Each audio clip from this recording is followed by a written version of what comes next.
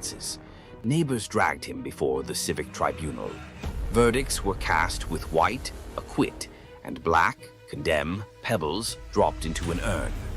Mythilus prayed under his breath. As judges emptied the urn, every stone, white and black alike, shone snow-white.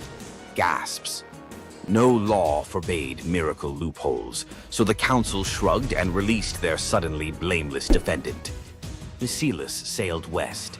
At Italy's heel, he found the river Asar flashing with pale cobbles, exact match to his dream. He also found an old burial mound dedicated to a local hero named Croton, once hospitable to Hercules himself. Prophecy clicked like a lock. He founded Croton on that spot, planting the first stone in the new city wall with his own calloused hands. 2 generations later, Croton would dominate Magna Graecia in athletics and medicine, home of Milo the wrestler and Pythagoras' school. Locals still tell tourists to pocket a white pebble for courage, Hercules' ancient thumbs up. On Crete, baby Zeus hides from Cronus inside the Idaean cave. A gentle goat, Amalthea, nurses him with milk so sweet it smells of thyme. Curate's warriors clash shields outside to drown infant cries. Toddler Zeus, already wrestling destiny, grabs Amalthea's horn during roughhousing. It snaps off. Horrified, he touches the broken horn and wills it to pour ambrosia and jewels, an apology in infinite supply. The horn becomes cornucopia, everlasting symbol of abundance. Amalthea is lifted to the stars as Capella, brightest goat in the sky. Every harvest festival, Greeks tip wine from a horn-shaped rhyton, so the cave child remembers. The practice survives today in the very shape of Thanksgiving centerpieces, because one young god learned that breaking something you love can birth generosity that never runs dry. Argos prepares a grand procession to Hera's temple 6 miles away. Oxen assigned to pull the gilded cart of priestess Sidip, aka Mor or Awol. Her sons, athletes Cleobus and Biton, lock eyes and shrug. Where are the oxen today? They yoke themselves, veins corded, and drag the 2-ton cart under Mediterranean noon. Crowds scatter petals, sweat rains on marble road. At the temple steps, mother dismounts, trembling with pride. Sidippe prays, "Great Hera, grant my sons the best blessing a mortal can have." After sacrifice and feast, the exhausted brothers fall asleep in the sacred hall, smiles still ghosting their faces. They never wake. Peaceful exit at peak glory, Hera's idea of the highest gift. Argives commissioned life-size statues at Delphi, muscles forever flexed. Travelers note the serenity on stone brows, testament that sometimes a swift, dignified curtain call outranks long, ragged applause. Young Taurus, demigod son of Poseidon, pilots a skiff scouting for new colonies. The storm detaches rudder from reality. Mast snaps like uncooked spaghetti. Waves swallow everything but Taurus clinging to driftwood. Poseidon, scanning seafloor currents, flicks his trident. A dolphin larger than a rowboat rockets upward, scoops Taurus, and planes across the wine-dark sea like a living surfboard. At dawn, the dolphin deposits him on Italy's sunlit heel. Taurus climbs a bluff, sees fertile plains ribboned by a gentle river. He plants Poseidon's miniature bronze trident in the sand and declares a new polis. The colony, Tarentum, today's Taranto, mints coins of a boy riding a dolphin, trident aloft. Local fishermen still carve tiny dolphins on prows, tribute to the uncanny GPS system that once delivered a founder to the perfect harbor. Aphrodite and winged son Eros picnicked amid spring anemones, boasting who could gather the loveliest bouquet. With wings, Eros predictably stuffed his basket first. Enter Peristera, a mortal handmaid collecting herbs nearby. Seeing Aphrodite's crestfallen smile, she wordlessly tipped her own armful of blooms into the goddess's basket. Eros protested, "Rules breach." Aphrodite just laughed, victory fragrant in her arms. Jealousy and Cupid's arrows share barbs. Eros flicked one tiny dart and poof, Peristera shrank into downy white feathers. Aphrodite scooped up the bewildered bird, whispering apologies and protection. Peristera, now a dove, gained a new language of coos and cloud-high freedom. The goddess decreed doves sacred henceforth, harbingers of peace and liaisons for lovers. From Cyprus to Corinth, newlyweds release white doves, so their first horizon carries Peristera's gift. Help your friends win, and you may end up airborne, emblematic, and forever cherished by a goddess who remembers favors. Cretan teenager Epimenides entered a cave seeking a stray lamb. Cool air lulled him into a nap on soft moss. When he stepped back into sunlight, the lamb was a weather-bleached skull, and his town looked upgraded. He'd slept 57 years. Word of the time traveler raced to Athens, then reeling under plague and factional strife. They summoned Epimenides. He prescribed symbolic spring water baths for citizens and a cleansing of unjust murder cases, the world's first state-sanctioned amnesty. He also ringed the city with incense-burning altars to the unknown god, appeasing whichever deity felt snubbed. Within a year, the plague receded, civic tempers cooled. Grateful Athenians offered gold. Epimenides accepted only vines for his Cretan temple, proof that sleep had taught him value over price. Legends credit him with tweaking the Greek lunar calendar and penning riddling prophecies. Even today, Cretan shepherds warn drowsy companions, "Nap too long in a sacred cave, you'll wake up a consultant." Aristaeus, son of Apollo and huntress Cyrene, loved tinkering. Olives here, cheese there. When shepherds complained of wild honey going rancid, Aristaeus studied bees like living alchemy. Nymph tutors taught smoke calming and linen veils. Soon Aristaeus produced honey rumored to heal fevers. Even Olympians craved his combs. One blistering summer, disease wiped out his hives. Desperate, he consulted shape-shifting Proteus, who advised a strange remedy. Sacrifice 4 bulls and leave their carcasses sealed. From decay rose new swarms, robust and disease-proof, the mythical origin of begonia, or bee birth. Greek farmers copied the ritual symbolically with perfumed ox hides draped over empty hives at spring equinox. Aristaeus planted thyme to flavor future honey, invented the first clay smoker, and dedicated his success to the seasonal Etesian winds, ensuring cool breezes helped the bees cap wax perfectly. Modern beekeepers in Greece still call a sudden helpful wind Aristaeus's breath. Zeus and Hermes, disguised as dusty travelers, canvassed a Phrygian village for lodging. Gold door mansions slammed shut. Only an aged, poor couple, Baucis and Philemon, welcomed them into a mud brick hut. They served cabbage soup, pork scraps, and local wine. Mid-pour, Baucis noticed the jug stayed full. Eyes widened. Guests revealed divine light. The couple's first instinct? Ask the gods to spare their nasty neighbors if possible. Mercy before schadenfreude, classy. The village morphed into a marsh. The hut blossomed into marble columns. Zeus offered any reward. They chose to be temple keepers and to die together. Years later, as breath slowed, bark crept over their skin. Philemon an oak, Baucis a linden, branches intertwined over the temple forecourt. Travelers claim the twin trunks still rustle blessings on strangers who share food with drifters. Local children leave tiny cups of soup under the roots, because kindness apparently scales from hut to eternity tree. From marble votes that rewrite destiny to bees reborn in golden sunlight, tonight's legends hum one chord. Generosity, of spirit, of risk, of welcome. catches the gods' attention faster than any heroic flex.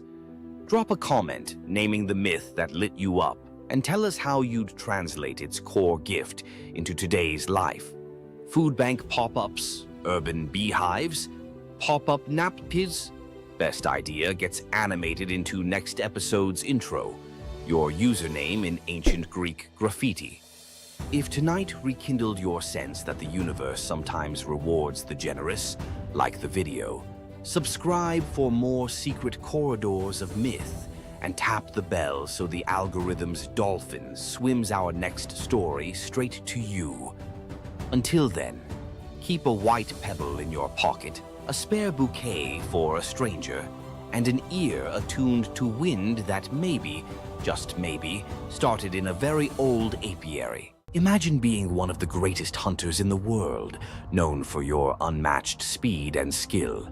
But despite all your abilities, your destiny is determined by a simple golden apple. Let me tell you the tragic tale of Atalanta, the huntress who couldn't escape her fate. Atalanta was abandoned at birth by her father, Zeus, who didn't want a daughter. Left to die in the wilderness, she was raised by a she-bear, learning to hunt and survive. As she grew, Atalanta became a legendary warrior, her skills in hunting unmatched. But no matter how great she became, she could never escape one thing: her prophecy. A prophecy foretold that Atalanta would only marry a man who could outrun her in a race. As the years went by, many suitors came, eager to win her hand. But Atalanta, fiercely independent, defeated them all. Her speed was unbeatable, and no man could match her skill. Then came Medea, a brave hero who had heard of Atalanta's strength and beauty. Unlike the others, he didn't boast about his abilities. Instead, he came prepared with a plan. Medea, knowing Atalanta's curse, asked the goddess Aphrodite for help. She granted him 3 golden apples, which he used to distract Atalanta during their race. As Atalanta raced ahead, confident of her victory, Medea tossed the apples one by one in her path. The golden apples were so beautiful, they distracted Atalanta just enough to slow her down. In the end, Medea won the race, and Atalanta was forced to marry him, despite her reluctance to give up her independence. But the story doesn't end in happiness. Atalanta and Medea's marriage was plagued with regret. Atalanta, still driven by her need for freedom, felt trapped by the very love she couldn't escape. And in the end, Medea, whose destiny was also marked by the gods, tragically died before she could ever truly be free. Atalanta's story is a tale of love, fate, and the clash between personal destiny and desire. Despite her unmatched strength and independence, her fate was sealed by love, and her story remains a tragic reminder of how even the most powerful can be brought down by what they cannot control. If Atalanta's bittersweet story of fate and love left you in awe, subscribe for more untold Greek myths and the heroes who shaped the ancient world. Tonight you'll meet the nymph whose beauty made Hades plant a forest in her image, a lover who weaponized an apple to hack a goddess's marriage laws, a king who may have raised the dragon that ate his island, a prophet who lived 7 years as each sex and paid with his eyes, and a royal couple whose wrecked ship still calms the winter seas. 5 deep-cut myths, none repeated from previous episodes. Stick around. The last scene explains why every item you just saw is really the same warning. Luce, daughter of Oceanus, shimmered like morning on still water. Hades saw her bathing on the Styx's shore and felt the ache of something that might have been love, if gods knew limits. He swept her into his shadowy chariot. In the underworld, things don't rot the way they should, they transform. When Luce's mortal bloom began to fade, Hades panicked. Unable to bear her disappearing, he offered the only gift he understood: immortality as landscape. He touched her hair. It stiffened into bark the color of moon-bleached bone. Leaves burst silver as coin flip flashes. Luce the woman became Luce the white poplar, blazing at the center of Elysium. Dead heroes rest beneath her, weaving garlands from her two-toned leaves. Dark one side, pale the other, to remind them that joy and grief always grow on the same branch. The Cercopes, twin dwarf tricksters Passalus and Acarus, live by trolling. They steal Heracles' bow and club, giggling about how the hero's butt is black as a kettle from soot. Heracles wakes, grabs both by the ankles, slings them over a pole like squirming fish, and marches toward the city to sell them. Dangling upside down, blood rushing to their heads, the twins can't stop roasting him. Even Heracles, no stranger to rage, breaks into reluctant laughter. But Zeus, hearing their unfiltered comedy, decides the world needs more mischief. He transforms them into the first monkeys, bodies still small, faces still grinning, forever swinging by what once bound them, their own tails. Sailors claim the Cercopes occasionally regain speech during eclipses, whispering new insults at any heroic statue within earshot. King Lycurgus hated surprises. When the brand-new god Dionysus marched through Thrace with drums, wine, and ecstatic maenads, Lycurgus saw a security threat. He banned viticulture, arrested Bacchic followers, even ordered his soldiers to whip the vines until they confessed their treason. Dionysus escaped into sea foam, but vengeance fermented quietly. First, the king's barley crops twisted into miniature grape clusters. Then, every cup in the palace turned to wine, no matter what was poured. Finally, Lycurgus woke screaming.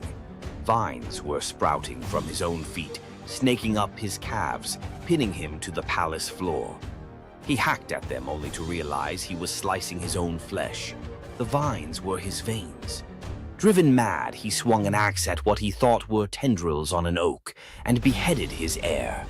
The gods let him blister in that guilt until locals, terrified, bound him and hurled him into Mount Pangaion's man-eating cave. The vines retracted, but his screams never did. Acontius, a handsome nobody from Chios, spots rich girl Sidipe under the temple colonnade. He can't speak to her, class gap miles wide, but he can exploit Olympus's fine print. He scratches on an apple. I swear by Artemis to marry Acontius. He rolls it to her sandal. She idly picks it up and reads the words aloud, which in Artemis's precinct equals a binding oath. Sidipe leaves, confused, but every time her father arranges a proper fiancé, she collapses with fever, so savage priests fear plague. The oracle digs through the divine TOS and finds the hitch. She's already sworn. When Sidipe finally weds Acontius, the fevers vanish. Artemis shows up, not angry but amused, honoring the couple with everlasting fidelity in exchange for the clever tribute. Moral: speak casually under a goddess's roof and the contract is in ink you can't see. Long before the Trojan War, the island had no king, only scattered fishermen and goats. Then a stranger arrived, Cycreus, towering, scarred, carrying a bronze spear notched with unknown runes. He spoke little, ate alone, but worked miracles. He dug cisterns where springs burst overnight, charmed a wild stallion into kneeling, and once, locals swear, stood barefoot in a ring of fire to prove courage to the storm god. By year's end, the islanders begged him to rule. They didn't know he walked with a secret. He dreamt every night of fire-scaled dragons devouring his childhood village, and woke with soot under his nails, though no hearth burned nearby. Months after his coronation, goats began disappearing. Nets came up shredded as if bitten by iron teeth. One dusk, a shepherd stumbled into the agora, eyes wide, clutching a bronze scale the size of a dinner plate, edges smoking. He'd found it at the mouth of a cave where the mount met the sea. Cycreus said nothing, only studied the scale under torchlight. It matched the color of the runes on his spear. That night, villagers saw their king ride alone toward the cave. From cliffs, they watched the torch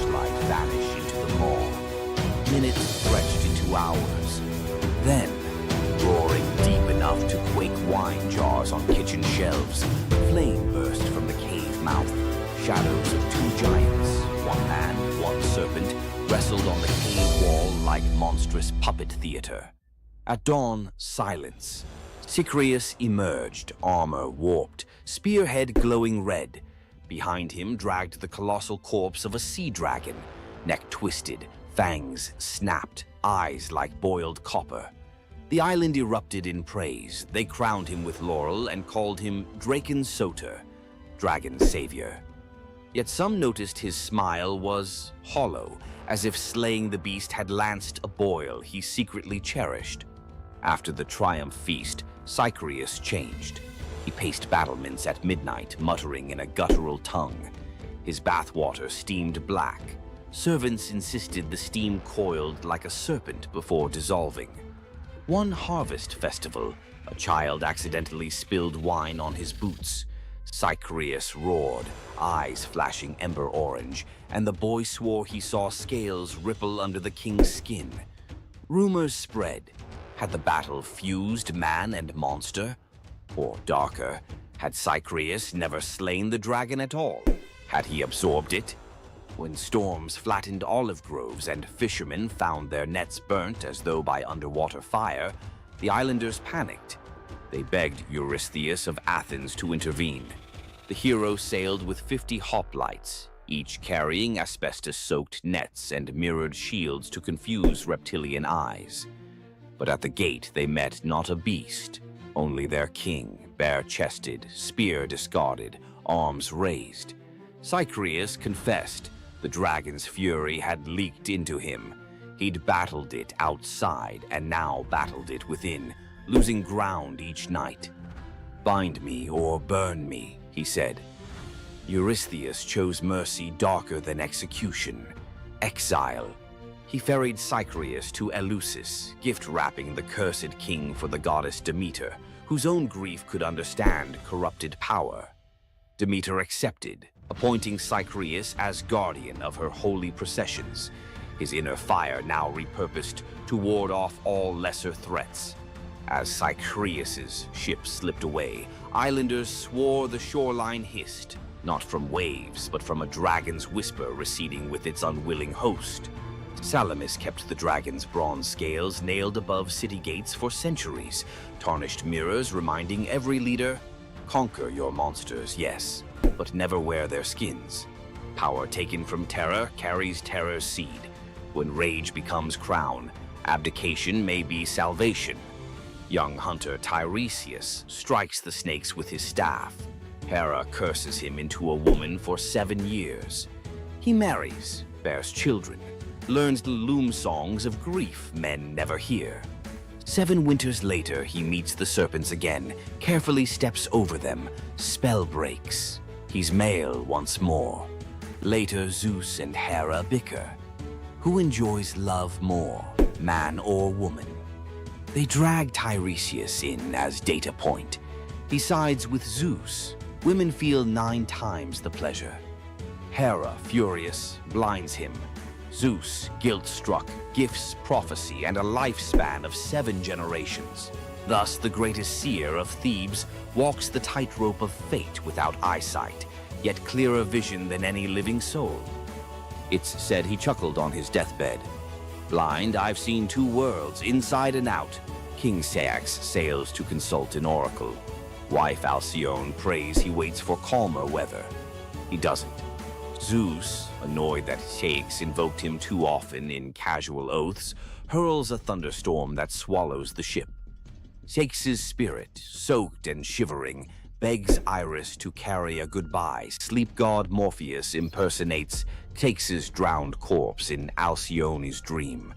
She wakes screaming, runs to the surf. There's the real body, ghost pale in foam. In raw despair, she leaps after him. The gods, pierced by this double plunge, morph the lovers midair into halcyon birds, kingfishers with royal blue backs. To let their floating nest survive, Zeus stills the winter seas for 14 days every January. Sailors call it the halcyon days, when storms bank their rage and even grief takes a coffee break. Which transformation slapped hardest? Tree, oath, dragon, gender shift, or bird? Hit the comments. Smash like. If you'll think twice before reading random fruit out loud, subscribe for next week's plunge into the three mortals who blackmailed the fates. And ring that bell. Unlike Zeus's thunder, it won't roast you for imposter syndrome. See you in the halcyon calm. Athena, the goddess of wisdom, war, and strategy, was one of the most powerful deities in Greek mythology. Feared by enemies, honored by heroes, and even challenging Zeus himself, Athena's legacy shaped legends, wars, and the very foundations of civilization. But was she truly a goddess of justice, or was there a darker side to her wisdom? Let's dive into the real story of Athena. Athena wasn't born like other gods. She burst fully grown from Zeus's head, armed with a spear and shield, a goddess of war and wisdom from the very start. But her story is more than just divine power. It's one of strategy, conflict, and influence that shaped the Greek world. The protector of heroes, Athena wasn't just a warrior. She was a tactician, a guide, and the ultimate ally to heroes. She helped Odysseus outwit the gods, gave Perseus the shield to defeat Medusa, and was the unseen force behind many Greek victories. The battle for Athens, Athena and Poseidon competed for control of the greatest city in Greece. Poseidon offered a mighty ocean, but Athena gave the olive tree, a symbol of wisdom and prosperity. The people chose her gift, and Athens was named in her honor. The merciless judge? Athena may have been wise, but was she just? When Medusa was assaulted in her temple, Athena didn't punish Poseidon, she punished Medusa, turning her into a monster. Later, she created the first court of law, showing her power wasn't just in battle, it was in justice, law, and politics. Wisdom and war, always balanced. Unlike Ares, the god of chaos and bloodshed, Athena's warfare was tactical, calculated, and precise. She was the goddess of the battlefield, but also the goddess of philosophy, craftsmanship, and knowledge, a balance between violence and intelligence. Her lasting legacy, Athena's symbols, the owl, the shield, and the olive tree, still represent wisdom, strategy, and peace today. The Parthenon, her great temple, still stands, and her influence can be seen in modern philosophy, war strategy, and even democracy itself. Athena wasn't just a goddess of wisdom. She was a warrior, a ruler, and a force that shaped civilizations. But was she truly wise, or just the ultimate strategist who always got her way? Want more deep dives into legendary gods and goddesses? Subscribe now and uncover the myths and realities of ancient deities. Imagine having a wish so powerful that everything you touch turns to gold. Sounds like a dream, right? But for King Midas, this dream turned into a nightmare. Let's dive into his tragic story. Once upon a time, King Midas ruled over a prosperous kingdom known for his wealth and opulence. But Midas wasn't just content with riches. He wanted more. He wished for the ability to turn anything he touched into gold. One day, the god Dionysus appeared before him and, impressed by Midas's devotion, granted him the wish. At first, Midas was overjoyed. Everything he touched, his food, his treasures, his furniture, transformed into gold. His wealth grew beyond imagination, and his joy knew no bounds. But soon, Midas realized the curse of his wish. He touched a rose, gold. He touched his food, gold. Desperate for a meal, he tried to drink water, gold. In horror, Midas realized that even his daughter, whom he loved dearly, turned into a lifeless golden statue when he touched her. Furious with the consequences of his greed, Midas begged Dionysus for mercy. The god, seeing the king's suffering, told him to wash in the river Pactolus. And in that moment, Midas's golden touch was taken away. The river's waters, now imbued with Midas's curse, carried gold downstream, forever tainting the land. King Midas's story is a reminder that greed often blinds us to the consequences of our desires. His once prized gift became his greatest curse, teaching us that not all treasures are worth the price. If King Midas's tale of power and greed left you thinking, make sure to subscribe for more epic Greek myths and their timeless lessons. Stay tuned for more stories of fate, love, and the gods' wrath. Welcome back, lore hunters. Tonight I'm unwrapping some myths that slip through the cracks of pop culture, tales so rich you could live in them for weeks. Let the veils fall. Old Phaon hauled passengers between Lesbos and Asia Minor in a skiff patched more than a beggar's coat. One dusk he carried an aged woman for free when storms canceled the rich man's coin. She touched his wrist, her skin warmed like sunrise. That crone revealed herself as Aphrodite. Payment: an alabaster jar of rose-scented balm. Phaon rubbed a dab on his temples. Waves reflected a new face, jaw sharp, curls ink black. Word of the god-veined ferryman blitzed across isles. Queens queued for night voyages. Fame fed on humility until none was left. Phaon mocked old lovers, hiked his fares, painted his hull with gold leaf. Aphrodite, hearing temple incense now dedicated to Phaon instead of herself, revisited, this time as a scarred sailor claiming poverty. Rebuked, she cursed the balm to invert. Every admiring gaze would now age him a year.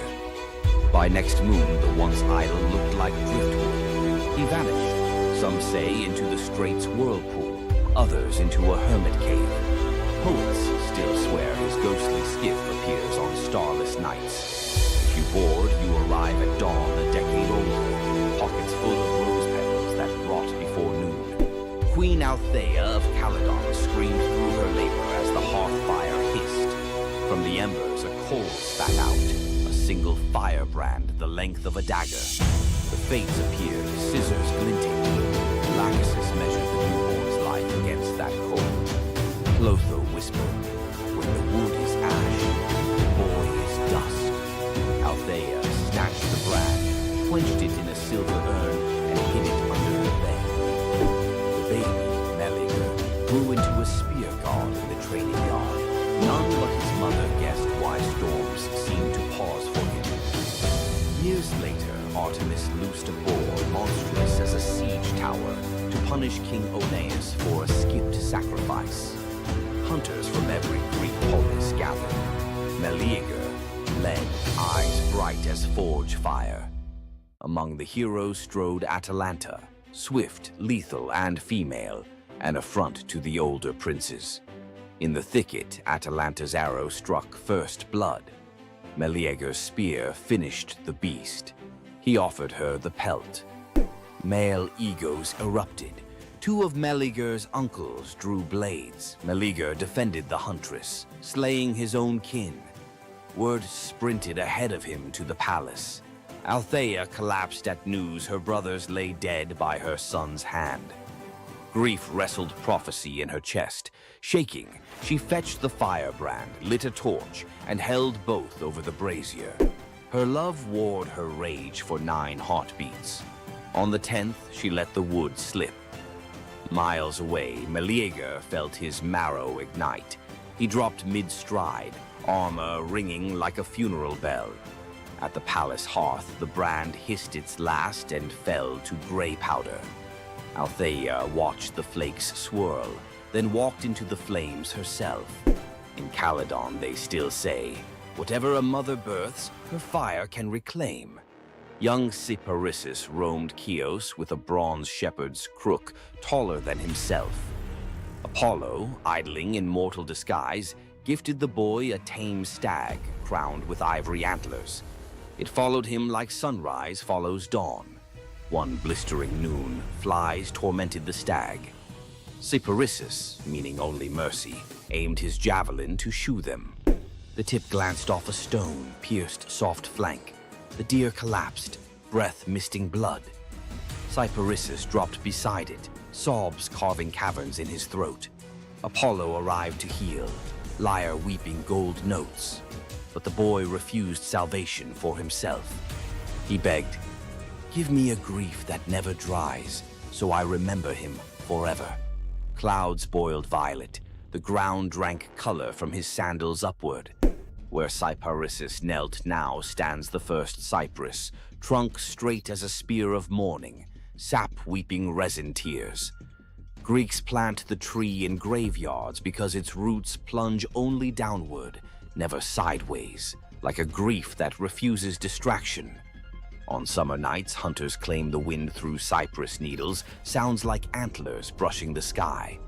Athens hailed Cephalus and Procris as couple of the century. He an expert hunter, she a devotee of Artemis.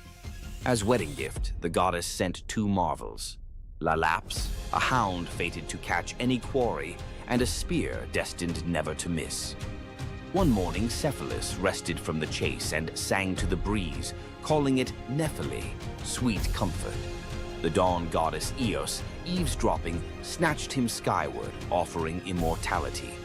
He pined for Procris. Eos scoffed. She'll betray you. Suspicion slid under his skin like splintered arrow reeds. Cephalus returned in disguise, bribing servants to hint Procris had strayed. At twilight, she arrived in the woods, masked, to spy on him first. Hearing rustle, Cephalus loosed the divine spear toward the sound. It cannot miss. The mask tore away, Procris's eyes wide as shattering glass. She fell against his chest, whispering only, "The breeze, remember?" Cephalus buried her on Mount Hymettus, pinned the fatal spear beside the grave, and leashed Laiolaps there eternally.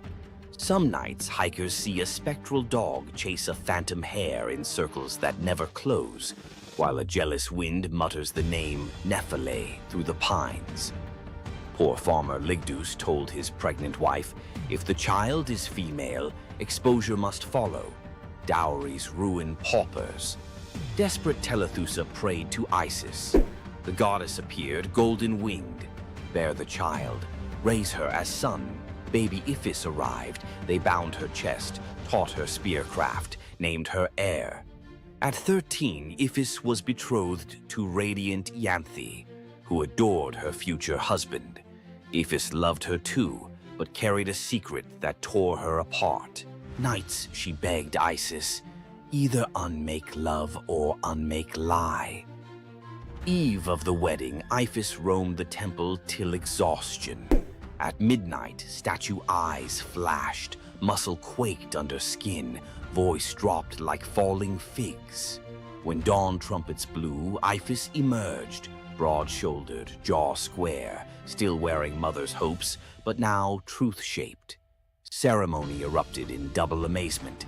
A father spared from murder, a bride gaining the groom her heart already knew, a city given a living parable that gods can edit, flesh the way poets edit verse. On anniversaries, Crete's couples exchange braided veils, symbol that love may bend rules when petitioned with courage. Satyr-blooded Ampelus dazzled Dionysus, youth swagger, curls like grape tendrils. He rode a bull through vineyards, boasting he was braver than the god. Dionysus, half teasing, half testing, sent a gadfly. The bull bucked. Ampelus flew, spine meeting earth with a wet crack. Thunderclouds curdled purple. Grief-stricken, the god plucked the corpse's heartbeat, planted it. From ribs sprouted twisting vines, from fingers curling shoots. First grapes. He fermented their juice with tears, naming the wine Ampelosios, the taste of regret. Every toast pours a little myth, sweetness chased by sting. Drink deep and you repeat the boy's brag, but this time, hopefully, know when to dismount. On the gray docks of Anthedon, a lone fisherman named Glaucus noticed something odd. Every fish he caught leapt back into the sea after flopping across a patch of wild green herbs. His curiosity, half hunger, half science, won. He tasted one leaf. A heartbeat later, his pulse throttled like a war drum. Gills tore open on his neck. Terrified, he dove overboard and discovered he could breathe brine like air. In the midnight blue below, sea deities gathered, nereids swirling like living lace, old Phorcys with crab shell crown. They greeted the newcomer, then forced a cup of ichor on him. Drink, forget the shore. Visions blitzed his skull, shipwrecks yet to come, lovers yet to drown. Prophecy is a toxin that never metabolizes. Glaucus tried to surface, to hug his aging mother, but every wave slapped him back. Barnacles crusted over his old rowing calluses. He practiced his new craft instead, whispering tides to sailors, trading secrets for offerings of bronze and bread that sank unreachable. Legend says if you stare into rough surf and hear your own name, it's Glaucus warning you to turn home. Ignore him, and you join his choir. Another voice lost to the deep. In Attica ruled Periphas, so just that subjects built temples to him, not Zeus. Offerings piled higher than to Olympus. Flattery sharpens divine talons. Thunderhead over the palace. As lightning coiled to strike, Apollo intervened. Spare the righteous, punish the praise. Zeus relented, halfway. Before the court's eyes, Periphas's flesh rippled into plumage, arms broadened into storm-breaker wings. His queen begged accompaniment, became an osprey. Throne room glittered with abandoned gold. Zeus decreed the new eagle his personal herald. Immortal, hungry for serpents of hubris. Every lightning flash, tradition holds Periphas scouts ahead, making sure no mortal altars bear the wrong name again. Arcadian huntress Callisto pledged lifelong virginity to Artemis. Oaths echo loudest in forest silence. Zeus, disguised as Artemis, tricked Callisto when her secret pregnancy showed. The real goddess burned with double fury, betrayed and impersonated. Artemis transformed the girl into a shaggy bear. Callisto's newborn, Arcus, left human. Years later, on a hunt, Arcus drew bow at the lunging bear, unaware it was his mother. Zeus intervened, flinging both into the sky as Ursa Major and Ursa Minor. They circle Polaris forever, never touching, an eternal near miss engraved in stars. Notice how each story spins one spindle. Desire collides with destiny, and form shatters. Greek myth isn't merely about gods showing off, it's about limits. And the instant you cross them, reality melts and recools into shapes that remember the crime. Which of tonight's transformations branded you hardest? Firebrand, spear, cypress, rose curse, or braided veil? Write its name in the comments, but add one line. If this myth were my life lesson, I'd finish the sentence. Best confession gets read on next episode. Immortal as any Greek hero. Slap that like if you felt the heat of Meleager's log or the sea spray of Phaon's oars. Subscribe and ring the bell so the algorithm threads your name into our next tapestry. Remember, stories are sparks. Hold them too lightly and they fade. Grip them too hard and they burn. Find your balance. See you in the weave. Hey, myth explorers. Ready to wander off the beaten mythological path? You know Zeus's thunderbolts and Hercules' labors. Fine. But what about the day the bees turned their backs on their god? Or the huntress whose sons were cursed to become flesh-hungry bears? Or a girl so clever Athena loved her, then hated her enough to shrink her to an ant? And finally, an apple that quite literally broke a young man's heart. Keep watching. Each tale swerves from wonder to horror to bittersweet awe, and the last lines of every story connect like hidden threads. Miss even 30 seconds, and you'll lose the clue that ties them all together. When Zeus married Hera, Hermes carried gold-edged invites to every being, mortal, divine, animal. Chelone, a river nymph, accepted with a careless nod, but when the day came, she sniffed at the sky, poked the embers in her hearth, and sighed. My little house is warmer than Olympus. Hours later, the wedding procession rolled past in thundercloud pomp. Hermes spotted Cheloni's empty chair. Rage ignited in his silver sandals. He swooped down, seized the entire cottage, roof, pillars, walls, Cheloni still clutching a teacup inside. One spell later, cottage and nymph fused into a single creature, shell on the back, head poked out, doomed to crawl forever carrying the home she wouldn't abandon. The first tortoise. Locals swear that on spring evenings, if you kneel by a brook and whisper, "Leaving soon?" any tortoise nearby will retreat into its shell, tiny echo of a goddess-scorned recluse. Long before "Save the Bees" was a slogan, there was Aristeus, demigod shepherd, inventor of cheese, olive oil, and above all, beekeeping. People swore the hum of his hives kept sickness out of the valley. Then one midsummer dawn, every bee lay motionless, wings stiff as parchment. The air that once thrummed with life sat dead and silent. The villagers called it the funeral of the bees. Desperate, Aristeus trekked through reeds to consult Proteus, the shape-shifting sea prophet. Proteus, half seal, half seer, spat seawater and hissed, "The nymphs of the meadows curse you for the part you played in Eurydice's death. Mourn in their tongue, blood, smoke, and remembrance. The penance? 4 pure bulls and 4 unblemished heifers sacrificed at a spring, their carcasses left to rot beneath the sun. An act so revolting only the gods could read its poetry."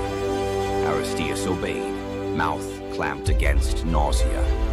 On the third sunrise, he returned. From one bull's ribcage poured a golden cloud, brand new bees poured from death itself, swirling like incense into the sky. The message was brutal but clear. Regeneration demands sacrifice. Aristeus fell to his knees, honeyed tears streaking his cheeks as the swarm chose his outstretched arms as their first hive. King Minos wanted an army, one soldier. So Festus cast Talos, a walking fortress of molten copper now hardened into bronze. 3 times a day, Talos circled the island. Invaders saw a man-sized sunrise sprinting the shoreline, hurling stones the size of oxen. Yet, the godsmith built Talos with a single flaw, a plug at his ankle sealing a vein that pulsed ichor, divine lifeblood. Cue Jason and the Argonauts, desperate to dock. The witch Medea stepped forward, eyes glinting like mercury. "Mighty Talos, you are metal, but do you feel pain?" She sang of mortality, of rust, of endless duty with no rest. The bronze giant, half mind, half mechanism, knelt suddenly aware. A breeze teased the nail loose. One crimson gold jet spurted. Talos staggered, knees carving trenches in sand, and crashed, an empty shell echoing like a temple bell. Crete was silent but for the hiss of ichor boiling away. Local fishermen still claim some sunsets tint the sea bronze, Talos's lifeblood swirling just beneath the waves, hunting for its lost shell.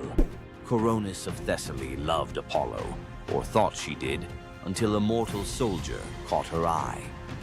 While Apollo healed plague in Delphi, Coronis entertained her new lover in secret. Only the raven, Apollo's avian spy, saw everything. The bird wrestled with the knowledge. If it spoke, a human would die. If it stayed silent, a god would suffer humiliation. Instinct 1, loyalty to the sun. It flew for 3 days, trailing white feathers through storm clouds, and crashed onto Apollo's lap to report the betrayal. Apollo's rage was surgical. One golden arrow, one heartbeat, Coronis felled. But as her blood soaked the sheets, guilt hit harder than plague, because Coronis carried his unborn son, Asclepius. Apollo yanked the child from the dying womb, gave him to the centaur Chiron, and spun on the trembling raven. "You wanted me to see darkness. Now wear it." Flames the color of a lunar eclipse licked across white plumage, charring every feather jet black. The raven screeched, not from pain, but from shame immortalized. From then on, ravens lost the ability to speak in clear words. All that's left is the croak that sounds like a secret you can't quite make out. King Salmoneus looked at Olympus and saw a marketing opportunity. He forged iron wheels that struck bronze streets, sparking hellish fire. He hung bronze kettles along rope bridges, and when his servants tugged the ropes, they roared like thunder across the sky. During festivals, he hurled lit torches from his chariot, shouting, "Tremble, mortals! I am Zeus!" Crowds, half fearful, half entertained, showered him with offerings. Thunder for Hire became the hottest ticket north of Delphi, but word climbed the air like smoke, reached the real Zeus, who waited for the perfect dramatic sting. On Salmonia's grandest fete, dark clouds gathered, but the sky remained eerily quiet.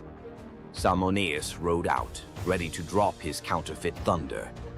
Zeus answered with the genuine article, a single bolt that vaporized the rope bridges, melted the bronze road into a river of screaming metal, and hurled Salmoneus, chariot, horses, ego, into Tartarus. There, chained to a rotating rock, he hears only one sound. Authentic thunder he can never claim. Locals swear the ruins of Salmonia still ring on electric nights. Metallic echoes of Zeus performing an audit on false advertising. Polyphonte, one-time devotee of Artemis, vowed to remain chaste, but Aphrodite, never fond of holdouts, infected her with lust for a passing bear. Yes, a bear. Polyphonte vanished into the woods and returned months later with twin boys, Agrius and Aureus, towering, coarse-haired, with appetites that chilled the blood. They laughed at altars, hunted travelers, and roasted human limbs over campfires. Zeus finally snapped. He ordered Hermes to punish the whole family in whatever way preserves terror for future ages. Hermes, unwilling to butcher newborns, enlisted Ares, who gleefully bound the twins upside down and hacked off hands and feet. But before the blade fell again, the gods changed their minds, opting for metamorphosis over gore. Polyphonte became the Strix, a death omen owl whose shriek freezes armies. Aureus twisted into a towering eagle owl, herald of war. Agrius sank into the body of a vulture, forever gnawing carrion. And the family's hillside cave? Locals swear it still reeks of smoke and sweet meat. Farmers mark its mouth with iron nails. Iron, they say, silences bare-born ghosts. Next time an owl howls before battle, remember Polyphonte's cursed lullaby, a mother's love curdled into dread for every soldier who hears it. Athena once chose an Attic girl named Myrmex as her personal protege. The goddess introduced a dream project, the world's first plow. Myrmex watched, learned, then, intoxicated by the crowd's applause, whispered that she had invented the tool. Athena's gray eyes darkened. Soon after, a jealous wind shoved Myrmex while she harvested wheat. She staggered, dropped an armful of sheaves, and heard laughter, a cruel echo of her own boast. Athena emerged, face sorrowful. You craved the harvest without the humility. She tapped the girl's forehead. Instantly, Myrmex shrank, limbs splitting, waist pinching. An ant scuttled where a maiden had stood, destined to steal crumbs of grain for eternity, mimicking the theft of Athena's credit. Centuries later, Zeus needed loyal subjects for his son Aeacus in barren Aegina. He saw the ant swarm and, in a grim joke, transformed them into soldiers. The Myrmidons, silent, disciplined, famous under Achilles at Troy. The bravest army in myth owes its origin to a single boastful sentence. Medusa grew up alongside the breathtaking Adonis under the roof of King Cinyras.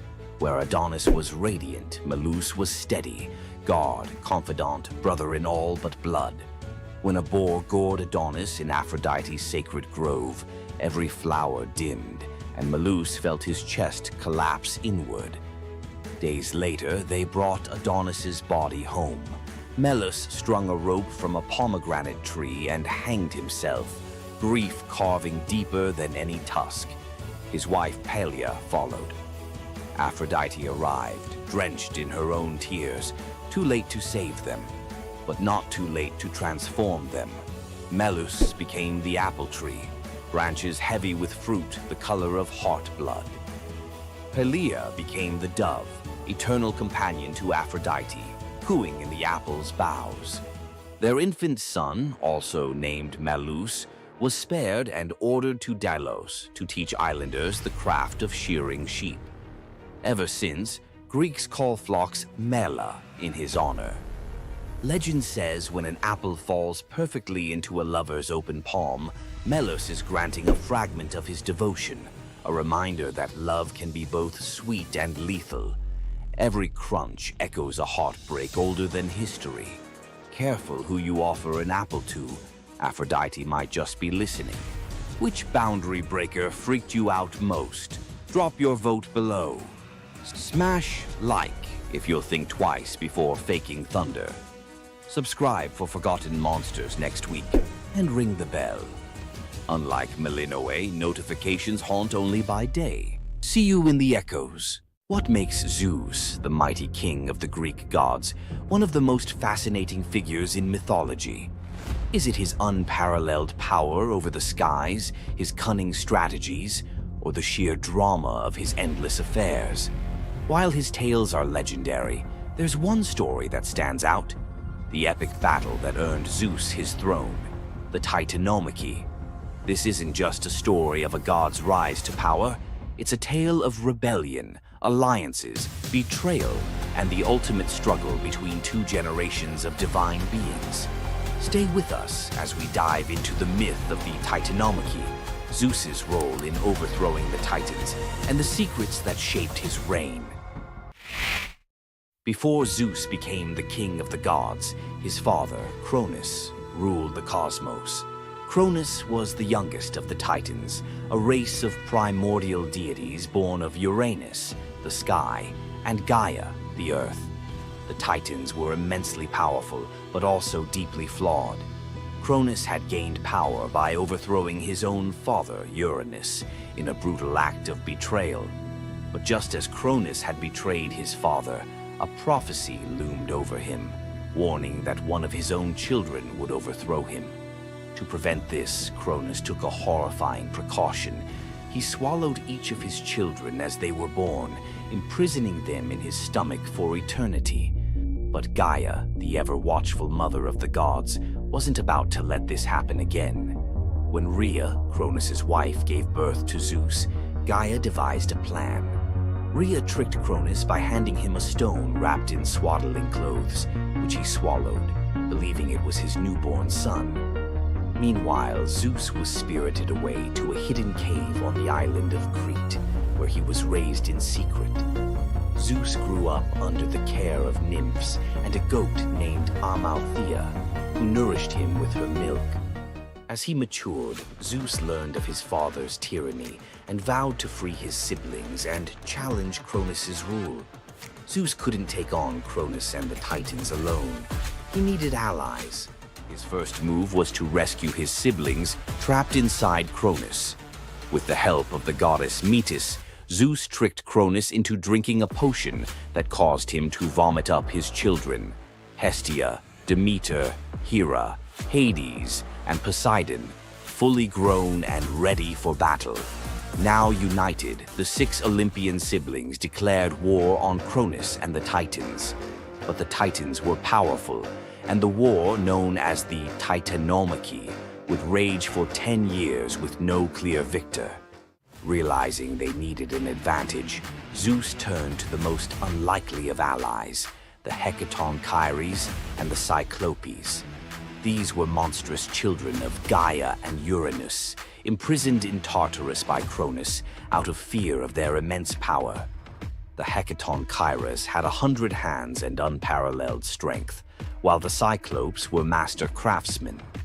Zeus descended into Tartarus, defeated its terrifying guardians, and freed these imprisoned beings. In gratitude, the Cyclopes forged weapons for Zeus and his brothers. Zeus received the thunderbolt, Poseidon the trident, and Hades a helmet of invisibility. With these tools and the raw power of the hecaton Kairos, the Olympians finally had the upper hand. The final clash of the Titanomachy was a cosmic spectacle. The Titans, led by Cronus, unleashed their full fury, shaking the very foundations of the universe. Mountains crumbled, seas boiled, and the skies erupted in chaos. But Zeus and his allies were relentless. Zeus hurled his thunderbolts with unerring precision, scorching the battlefield and scattering the Titans' ranks. Poseidon unleashed massive earthquakes, and Hades used his helmet of invisibility to sow confusion among their enemies. The hecaton Kairos proved invaluable, hurling massive boulders with their 100 hands, overwhelming the Titans. One by one, the Titans fell, their immense power no match for the combined might of the Olympians and their allies. Cronus was the last to fall. Zeus struck him down with a thunderbolt so powerful that it split the skies. With Cronus's defeat, the Titanomachy was over.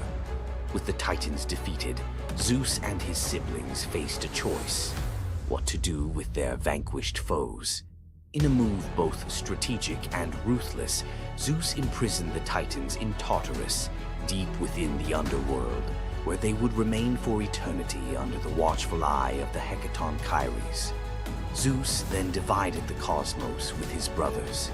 He claimed the skies as his domain, Poseidon took the seas, and Hades ruled the underworld.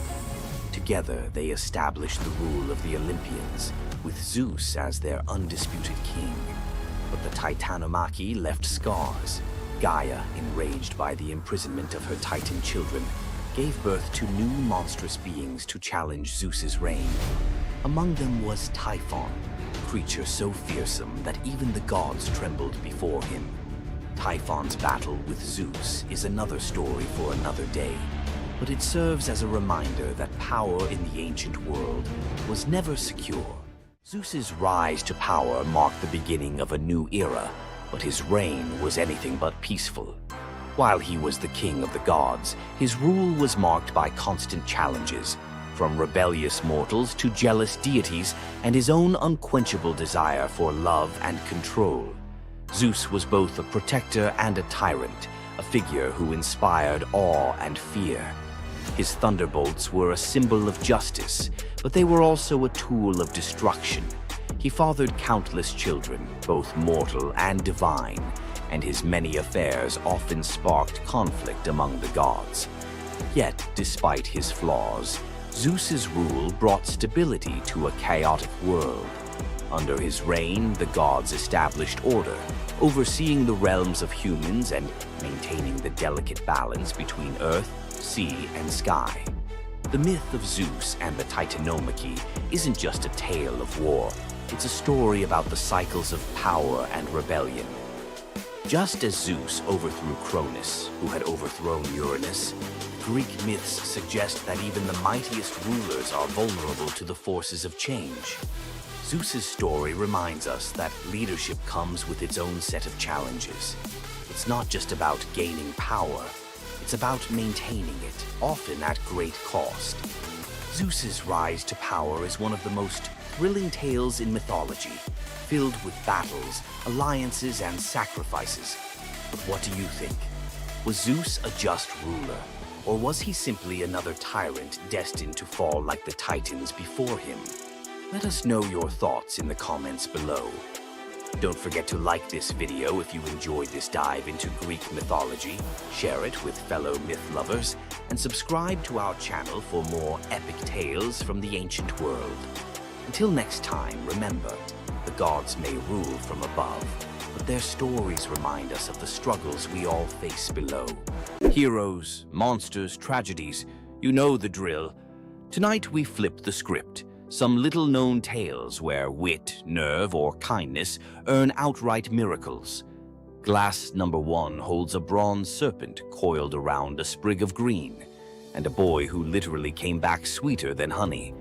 Knossos in midsummer smells of rosemary, sea salt, and beeswax. While the court argued harvest taxes, young Glaucus chased a bright blue lizard past the kitchens through a corridor stacked with amphorae of fermenting honey, and, because small boys fit where gods do not, straight down a ladder into the palace cellars. Down there, the air was syrup thick. Glaucus peered into a half-open jar, hoping to see the lizard's tail. One wobble, a slip, a splash. The honey swallowed his cry, sealed itself like amber, and the cellar went still except for the slow fizz of wild yeast. When the nurse discovered an empty playroom, Minos promised royal exiles, or worse, to anyone who failed to find his heir. Search parties raked the island. An oracle finally muttered, "He is where sweetness turns to gold, and the color-changing calf is the compass." Everyone stared blankly, except one messenger who remembered a traveling seer rumored to solve riddles the way bards solve rhyme schemes. Polyidus arrived soaked in salt spray and sarcasm. Minos thrust him in front of the palace's miracle calf, white at dawn, tawny by noon, black at dusk. The king demanded an explanation, and his son before sundown. The seer stroked his beard, watched the calf cycle its living palette, and smiled. "The answer is not the hide, but the eyes," he mused. At dawn, the calf watched the white sun. At noon, bronze. At dusk, onyx night. It mirrored what it beheld. So must the prince. "He is hidden where color vanishes," Polyidus concluded, and descended alone into the wine-dark storerooms. Lantern raised, he located the honey amphora, whose surface held no reflections, only silence. He cracked the seal, found Glaucus suspended in golden stillness, lips blue, limbs floating like reeds in amber. When guards hauled boy in jar to the throne room, Minos' relief curdled into fury. "Resurrect him," he ordered, "or you will keep him company." The seer and the honey coffin were locked inside a stone vault. The bar grinded shut. Torches flickered out. The only light came from honey's inner glow. Polyidus knelt, mind racing through every charm he knew. None could reverse 2 hours without breath. A soft hiss cut the darkness. A serpent, scales gold as harvest wheat, slipped under the door. Polyidus, fearing venom, crushed it with a wine jug. Silence returned, briefly. A second serpent slid beside its fallen mate, circled the bottom, vanished into a crack, and re-emerged, clutching a sprig of leaves that glimmered in emerald fire. Pressed the herb to the dead serpent's mouth. In a shiver of sinew, the creature revived. The pair slithered away, leaving the leaf behind like a lesson. Polyidus' pulse hammered. He ground the glowing plant between stone shards, smeared the paste across Glaucus' cold lips, and half praying to gods who seldom pick up, waited. A heartbeat. 2. Then the boy coughed, honey and air and the shriek of returning life. He sat up wide-eyed, asking if lunch was ready. The vault erupted in shouts. Guards dragged them to Minos, whose relief eclipsed his threats. "Teach the child your art," the king commanded, "and you may leave Crete with both eyes intact." For 30 days, Polyidus tutored Glaucus, reading omens in bird flight, divining storms by the smell of stone, decoding dreams as if they were parchment. Each lesson the seer delivered with growing dread. Minos could weaponize prophecy. On the final morning, he presented Glaucus with a cup of wine to seal memory. The boy drank. Polyidus leaned close, whispered a single word, and the wine turned bitter. Glaucus spat it back onto Polyidus' lips. That was the spell. Every technique, every cosmic shortcut drained from the boy's mind like sand through a broken hourglass. He would live healthy, happy, but ordinary. The gift stayed locked in Polyidus' own skull. The seer departed at sunset, pockets empty except for a few stray violet leaves, the serpent herb. Some say he planted them across the Aegean. Others insist he fed them to bees, breeding honey that glows faintly green when moonlight is thin. In mountain apiaries of rural Greece, beekeepers still search for glaucous honey, said to cure a stopped heart if administered within 3 breaths.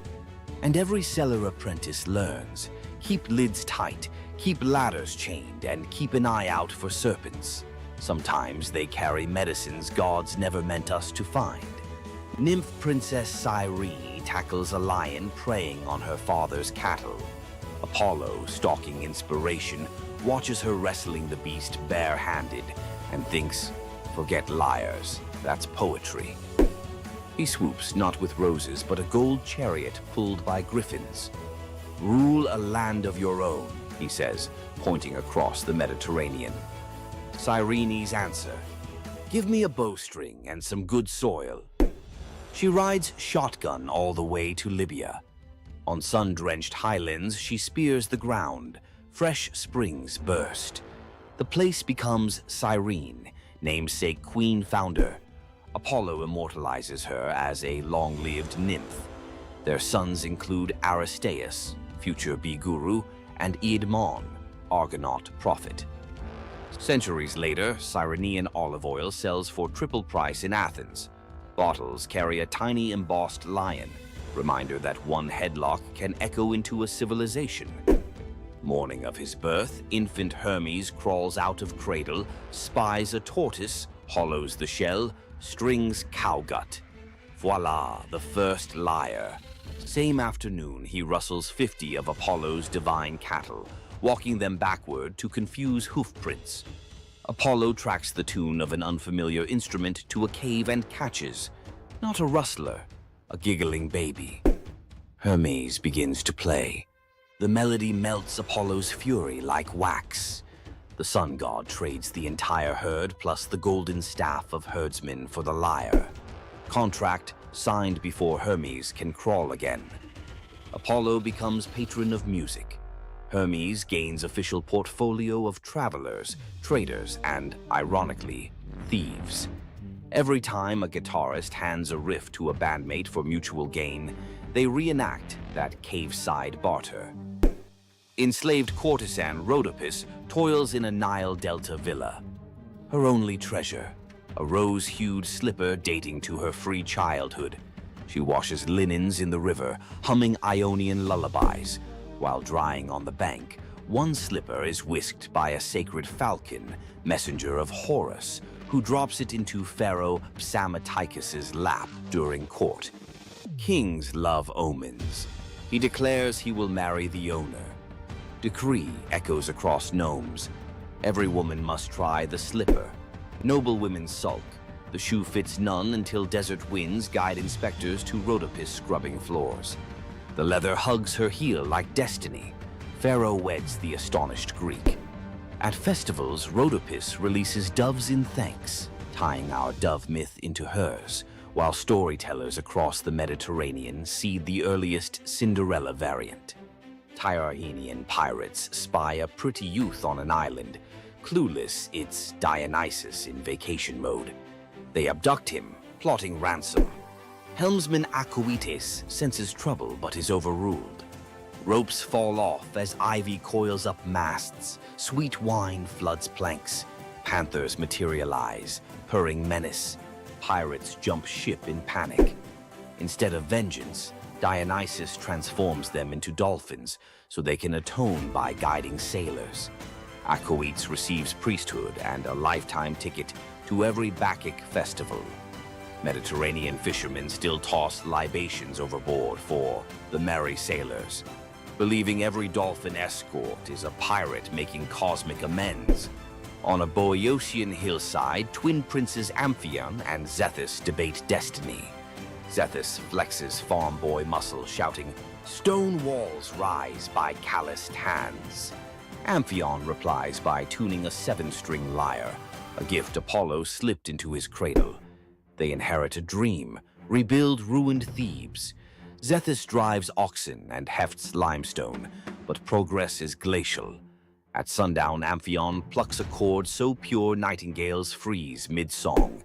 Blocks quiver, lift and float into place. Each note a crane, each chord a pulley. Workers drop their levers and just watch. The wall grows faster than dawn's shadow. Jealous masons challenge him to raise the Cyclopean gate alone. Amphion smiles, strums a rugged minor scale. Boulders lumber across the valley like obedient elephants.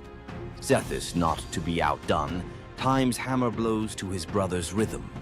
For one glorious hour, hard labor becomes rock ballet. When the ramparts close, citizens cheer both sinew and song. Legends claim every stronghold thereafter leaves a lyre motif somewhere in its masonry, a secret tip of the hat to the prince who taught stones to dance. Modern acoustic engineers still reference the Amphion effect when vibration solves heavy lift problems. Princess Evadne hides an affair with Apollo. During labor, a blaze of violet light floods the barn. Baby Eamus arrives enveloped in wild violets. Fearful, she places him on the riverbank, trusting fate. Weeks later, shepherds follow a bizarre sight. Honeybees moving in arrow formation. They find the infant alive, fed by nectar dripping from the flowers around him. The shepherd who lifts the child hears a voice inside his skull. "Raise me, I'll repay you in answers." At adolescence, Apollo calls Iamus to Olympia's sacred grove. The god lays out 2 golden bowls, memory and forgetting, telling him to sip both. First bowl grants recall of every secret root in earth. Second erases the fear of sharing that knowledge. Iamus founds a bloodline of oracles, famed for perfect attendance records at Delphi and Olympia. Even today, locals say a self-sown violet patch near the Alpheus River blooms out of season before big sporting events, Apollo's subtle wink that a prophecy ticket is about to drop. Young healer Melampus saves 2 baby snakes from a plow blade. Nights later, they slither onto his pillow and lick his ears with herbal-coated tongues. He bolts upright, to a cacophony that suddenly makes sense. Sparrows gossip, ants debate tunnel routes, sheep rehearse lullabies. King Proteus's daughters are struck with goat hallucinations, stampeding through Argos. Melampus eavesdrops on an oak tree, chuckling with a raven. A draught of hellebore in river foam will still their frenzy. He brews it. One sip and royal sanity snaps back. Kingdom cheers. Fee time. Melampus wants 1/3 of the realm. Proetus balks until the cattle low in perfect Greek. He's worth it. Impossible to refuse a bovine referendum. Territory ceded. For generations, Argive herders prop a wooden ear in new barns, a reminder that real leadership might start with understanding what even a beetle has to say. Priest King Aeneas hosts Dionysus and Apollo at a midsummer feast. In gratitude, the gods bless his 3 daughters, Oeno, Spermo, Elais, with hand gestures that turn objects into wine, grain, and oil. Years later, the Achaean armada, en route to Troy anchors at Delos, supplies dangerously low. Aeneas offers help. The daughters flick wrists and the beach is suddenly a farmer's market. Agamemnon plots to kidnap the miracle caterers for a 10-year war buffet. Dionysus intervenes. With a grape leaf touch, he turns the sisters into doves. Free to fly anywhere, grain, oil, and wine are prayers waiting to be answered. Delian festivals still release 3 white doves at dawn over picnic blankets. Fishermen swear the birds guide them to shoals fat with fish. Proof generosity multiplies even after airborne retirement. If you felt the buzz of bees and the rattle in the dark, hit like, subscribe for more long-form myth dives, and ring the bell so the next chapter arrives before the honey seals shut. Ever wondered what it would be like to walk through the ancient world and encounter mythical creatures from Greek mythology? get ready to meet the beasts that shaped legends. In Greek mythology, creatures were more than just beasts. They were symbols of the forces of nature, God's will, and humanity's struggle with the unknown. From the terrifying Minotaur lurking in the labyrinth to the mesmerizing sirens luring sailors to their doom, these creatures were as captivating as they were dangerous. The mighty Hydra, with its multiple heads that regrew each time they were cut off, was a symbol of unstoppable power. The Cerberus, the three-headed dog guarding the gates of the underworld, represented the barrier between life and death. But not all mythical creatures were monsters. The graceful Pegasus, a winged horse born from the blood of Medusa, symbolizes freedom and the pursuit of the heavens. These creatures still live on in our stories, haunting the shadows of ancient Greece and whispering through the winds of time. Which Greek mythological creature fascinates you the most? Share your thoughts and don't forget to subscribe for more legendary tales from Greek mythology. You thought fairy tales were magical. Think again. The real origins of these classic tales are disturbing, gruesome, and filled with horror. Many of these stories have been sanitized for modern audiences, but their original versions were filled with betrayal, curses, and brutal consequences. From Pinocchio's horrifying fate to the true story of Bluebeard, let's dive into the darker side of fairy tales that history tried to erase. Fairy tales weren't always about happily ever after. Many of them were cautionary tales, warning of real dangers, human cruelty, and supernatural horrors. 1. The original Pinocchio, a gruesome fate. Before Disney made him a lovable puppet, Carlo Collodi's original Pinocchio was a terrifying little troublemaker. Instead of learning his lesson, he was hanged from a tree by a group of bandits, left to suffocate as a punishment for his misdeeds. 2. Bluebeard, the serial killer's tale. Bluebeard was not a misunderstood nobleman. He was a full-blown serial killer. In Charles Perrault's version, Bluebeard marries multiple women and forbids them from entering one locked room. When his latest wife disobeys, she discovers the corpses of his past wives, hanging from hooks. He nearly kills her too, but she's saved at the last second by her brothers. Some believe this gruesome tale was inspired by real-life figures like Gilles de Rais, a nobleman convicted of horrific crimes. 3. The Pied Piper, a tale of mass disappearance. The Pied Piper of Hamelin was not just about a man who played music to lead away rats. He also took the children. In some versions, the town refuses to pay him for his services, so he takes revenge by luring all of their children into a cave, where they are never seen again. Historians believe this could be based on a real event, where an entire group of children from Hamelin mysteriously vanished in the Middle Ages. 4. Rumpelstiltskin, a vengeful trickster. In the original versions of Rumpelstiltskin, when the young queen guesses his name, he doesn't just leave. He flies into a rage so intense that he tears himself in half. In some versions, he stomps on the ground in fury, falling into a pit and disappearing forever. His obsession with taking the queen's child has led some to believe he wasn't just a trickster, but something far darker. 5. The Robber Bridegroom, a wedding night nightmare. This lesser-known grim tale tells the story of a young woman forced to marry a wealthy man. Suspicious of her husband-to-be, she follows him to his home, only to discover that he and his band of robbers murder and eat women. She watches in horror as they butcher a young girl, cutting her into pieces. Luckily, she escapes and exposes them, leading to their execution. 6.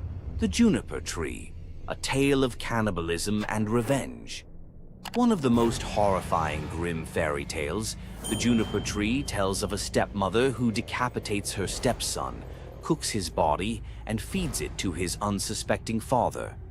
The boy's sister buries his bones under a juniper tree, and from the tree the boy returns as a vengeful spirit, transforming into a bird and dropping a millstone on his stepmother, crushing her to death. 7. The Girl Without Hands, a story of betrayal and survival. In this disturbing fairy tale, a poor man accidentally sells his daughter to the devil in exchange for wealth. When she resists the devil's temptations, her own father chops off her hands to fulfill the bargain. Eventually, she escapes, gains magical silver hands, and finds a happier fate, but not before enduring unimaginable suffering. Why were these stories so disturbing? Fairy tales weren't just for children. They were warnings, morality lessons, and sometimes outright horror stories meant to instill fear and obedience. Over time, many of them were altered, softened, or rewritten to make them more acceptable. Which of these dark fairy tales shocked you the most? Want to uncover more forgotten stories and chilling legends? Subscribe now and dive into the forgotten history of fairy tales. You've heard of a goddess whose beauty was unmatched. But what if I told you that her beauty wasn't what it seemed? In fact, her allure led to some of the darkest consequences in ancient myth. This goddess, adored by many, held the power to captivate anyone with a mere glance. She was so beautiful that her charm could sway the gods, kings, and mortals alike. But this beauty came with a deadly price. The goddess we're talking about is none other than Aphrodite, the Greek goddess of love and beauty. While she is often depicted as the epitome of grace, sensuality, and allure, her beauty was more of a curse than a gift. Aphrodite's powers extended beyond just physical beauty. Her charm was irresistible, but it came at a cost. Her very presence could bring turmoil. Many heroes and kings fell victim to their obsession with her. Take Paris, for instance. His decision to choose Aphrodite as the fairest of the goddesses set in motion the events that led to the Trojan War. His desire for her beauty caused the death of thousands and the fall of Troy. But Aphrodite's beauty didn't just destroy men, it could break gods too. The tale of her and Ares, the god of war, exemplifies this. While Aphrodite was married to Hephaestus, the god of blacksmiths, her passionate affair with Ares led to chaos among the gods. Her beauty wasn't just about attraction, it caused jealousy, betrayal, and ultimately destruction. Despite her dazzling appearance, Aphrodite was also a figure of deceit and destruction, proving that beauty, when it holds such power, can be dangerous. It's no wonder the ancient Greeks warned that appearances can be deceiving. Aphrodite's beauty may have dazzled the world, but her story teaches us that sometimes what's on the surface can mask a much darker reality. So, was Aphrodite's beauty a blessing or a curse? The myths suggest that beauty, when wielded by the gods, is never what it seems. If you want to uncover more hidden truths about gods and goddesses from the ancient world, hit that subscribe button. There's so much more to explore in these captivating stories of the past.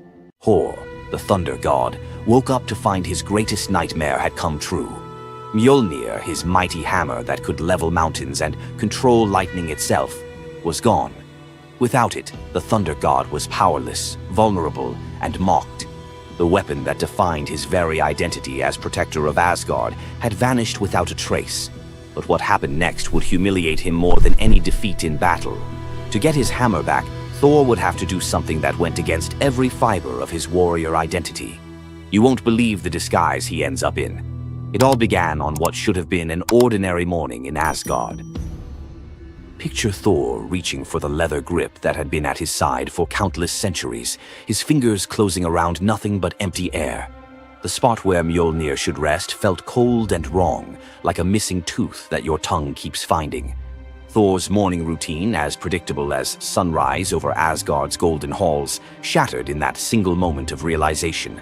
The hammer forged by dwarven masters, the weapon that could summon lightning and level mountains, had vanished without so much as a whisper of sound. The initial shock hit Thor like a physical blow. His hand remained suspended in space, still reaching for what wasn't there. Then panic crept in, cold and relentless. He let out a blood-curdling roar of sheer rage, the whole palace trembling. Without Mjolnir, he was powerless, vulnerable, and mocked, stripped of the weapon that made him Asgard's primary defender. The enemies that prowled the borders of the 9 realms knew about his mighty hammer. They counted on Thor's strength to keep them at bay. Now that strength was gone. Word spread through Asgard's halls faster than wildfire. The other gods gathered in emergency council, their faces grave as they grasped the full scope of the crisis. Odin's ravens had brought no news. The watchmen at the gates had seen nothing. Mjolnir had simply disappeared, as if it had never existed at all. The assembled gods understood what Thor's loss meant for their realm. Asgard stood vulnerable, its greatest protector reduced to a shadow of his former self. Loki stepped forward through the crowd of worried gods, his familiar, cunning smile playing at the corners of his mouth. He offered to investigate the theft using his shape-shifting abilities, volunteering to venture where other gods could not go undetected. The council accepted his proposal immediately, desperate for any lead in their search. Thor watched his brother prepare for the mission, knowing that Loki's success or failure would determine his own fate. Loki first borrowed Freya's magic feathered coat, allowing him to fly in falcon form to Jotunheim without raising alarms. Each dead end pushed Thor deeper into desperation. He imagined facing his enemies defenseless, their laughter echoing as they realized the thunder god carried no thunder. The trail finally led to the most dangerous territory of all, Jotunheim, the realm of the giants. Loki strode into the council chamber with the confident gait of someone who had solved a mystery, but his expression carried an ominous weight. The giant Thrym, lord of the frost giants, had openly boasted about his theft from his massive throne of ice and stone. He had buried Mjolnir 8 leagues beneath the frozen earth of his realm, thrice deeper than any giant's hall, he claimed, placing it where even Thor's strength would be useless. Thrym had what he thought was a simple demand for the Norse gods. He wanted the beautiful goddess Freya as his bride in exchange for the hammer's return. The giant had fixated on her legendary beauty and grace, convinced that possessing both Mjolnir and the goddess of love would make him the most powerful being in all the 9 realms. His arrogance knew no bounds as he described his elaborate wedding plans to Loki, speaking of golden halls and feasts that would last for weeks. Thrym believed the gods had no choice but to accept his terms. When Loki spoke to the council about Thrym's demand, the council fell silent. Freya's reaction shattered the tense quiet that followed Loki's report, causing her rage to break the Brysinger necklace, its gems scattering across the floor in glittering fragments. She declared she would rather throw herself into the deepest ocean than marry the frost giant who dared make such a demand. The gods found themselves trapped in an impossible situation. They could sacrifice one of their most beloved goddesses to a giant's lust, or they could leave Thor permanently weakened and Asgard vulnerable to every enemy that prowled the borders. The council erupted in frantic debate. Some suggested launching a full assault on Jotunheim, but Thrym's fortress was impregnable and his army vast. Others proposed trickery or negotiation, but every path led to either devastating war or humiliating surrender. Heimdall, the far-seeing guardian who watched over the Rainbow Bridge, had remained silent throughout the heated discussions. When he finally spoke, his words stopped every conversation in the hall. His suggestion was so outrageous, so completely unthinkable, that even Loki's jaw dropped open in shock. The gods stared at Heimdall as if he had lost his mind, but they were out of other options. What he proposed, however, would challenge everything Thor stood for as a warrior. Heimdall's words hung in the air like a challenge to the very foundations of Norse honor. The far-seeing god had suggested that Thor disguise himself as a bride and infiltrate Thrym's wedding feast to recover Mjolnir. He spoke with calm authority, tie housewife's keys about his waist, and pin bridal jewels upon his breast. The idea was so fundamentally opposed to Norse concepts of masculine honor that Thor's initial response shook the very walls of Asgard. He declared the plan preposterous and swore he would never hear the end of it if word spread that the Thunder God had dressed as a woman. The assembled gods watched in tense silence as their mightiest protector wrestled with a challenge that could not be solved through brute force or lightning strikes. They had already considered launching a full assault on Jotunheim, but Thrym's fortress was impregnable and his army vast. No other choice remained. Thor paced the hall like a caged wolf, his massive fists clenched as he grappled with the impossible choice between his warrior's pride and his duty to protect Asgard. Every instinct in his body rebelled against the idea of abandoning his identity as a fearsome warrior to play the role of a delicate bride. Loki stepped forward with barely contained excitement, volunteering to accompany Thor as his maidservant. The trickster god's eagerness to participate in this elaborate deception revealed his true nature. While Thor struggled with the concept, Loki was already plotting the specifics of costumes, mannerisms, and the lies they would need to maintain throughout their dangerous mission. The transformation began with layers of bridal linen draped over Thor's massive frame. Servants brought forth delicate jewelry, housewife's keys that symbolized domestic authority, and a dainty hood for his head. Finally came the precious necklace of Brisingar. Each item added to the disguise felt like another blow to Thor's warrior identity. When he finally looked at his reflection, the god of thunder saw an unconvincing bride staring back at him. Thor finally accepted the plan because no alternative existed. The unlikely pair prepared to set off for enemy territory, where their deception would face its ultimate test among giants, eager to celebrate their lord's triumph. The great hall of Thrym's fortress buzzed with excitement as giants gathered to witness their lord's marriage to the most beautiful goddess in all the 9 realms. Thor sat at the high table in his bridal disguise, surrounded by massive frost giants who raised their drinking horns in celebration. The feast spread before them displayed the giants' wealth and power. Roasted oxen filled enormous platters, fresh salmon gleamed on silver dishes, and barrels of mead stood ready to fuel the night's festivities. Thor's legendary appetite struck like a thunderbolt. He polished off an ox and ate whole salmon in moments, tearing through the meat as if he hadn't eaten in weeks. 3 measures of mead vanished as quickly as if someone had poured them into a bottomless pit. The assembled giants watched in stunned silence as the delicate bride consumed more food than most warriors could handle. Thrym's eyes narrowed with growing suspicion. This goddess ate like a battle-hardened warrior, returning from a long campaign, not like the refined Freya he expected to marry. Loki stepped forward with the smooth confidence of a master storyteller. He spun a tale about Freya's 8-day fast in eager anticipation of reaching Jotunheim and marrying the mighty Thrym. The explanation painted a picture of a lovesick goddess, so excited about her wedding that she had refused all food during her journey. The giants nodded in understanding, their suspicions melting away as they accepted this romantic explanation. Thrym felt honored by such devotion and relaxed completely, his doubts vanishing. Beneath his bridal veil, Thor's rage simmered like molten metal ready to explode. Every moment at the feast brought new challenges as he struggled to maintain feminine mannerisms while surrounded by his enemies. His massive hands shook with barely controlled fury as he watched the giants celebrate what they believed was their victory over Asgard. The critical moment finally arrived. Thrym commanded his servants to bring Mjolnir forth, the very moment Thor had trained his eyes on since dawn. The servants placed the legendary weapon before the disguised bride as part of the traditional ceremony. Thor's fingers closed around Mjolnir's familiar handle, and lightning immediately crackled through the hall. He ripped away his bridal veil and roared his true identity to the shocked giants. Thrym's eyes widened in terror as he realized the bride he had been celebrating was actually the god of thunder himself. Thor swung Mjolnir, killing Thrym instantly after crushing his skull with Mjolnir, then turned on the assembled giants, and even the pleading giantess met Mjolnir's crack before the hall fell silent. The theft that had begun with arrogance ended in complete destruction.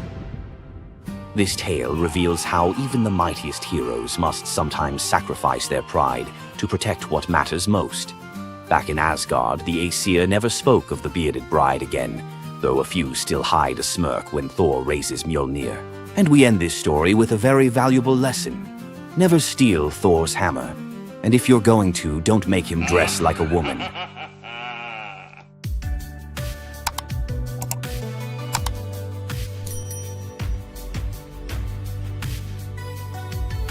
And half horse, heroes or savages? Think you know the full story? Wait until you uncover the darker side of these iconic creatures. Watch till the end to discover what ancient myths don't tell you about the Centaurs. In Greek mythology, Centaurs were seen as both wild and noble beings. They were often depicted as powerful warriors, famous for their strength and skill in battle. But what if the truth behind them was far more sinister than anyone imagined?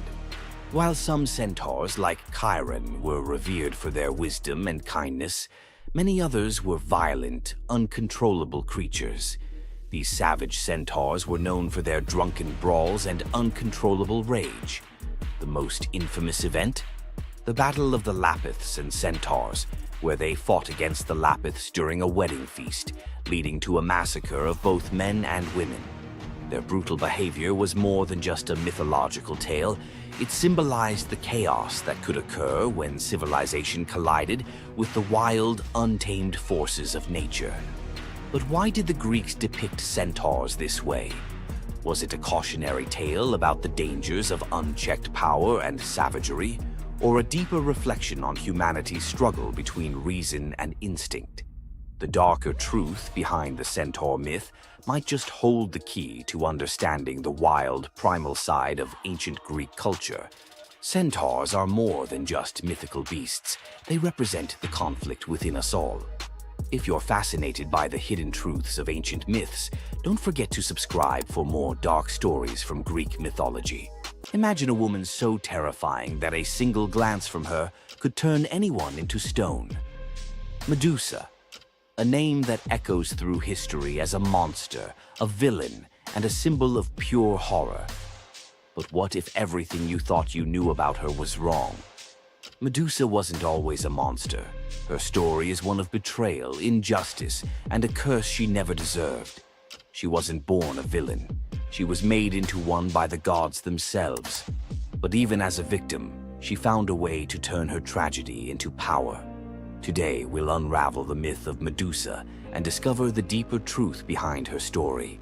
From her tragic origins to her transformation into a feared gorgon, to her epic confrontation with Perseus. This is the tale of Medusa like you've never heard it before. Long before the snakes, before the curse, Medusa was a mortal woman of extraordinary beauty. She wasn't born a monster. She was born human, the daughter of the sea gods, Phorcys and Ceto.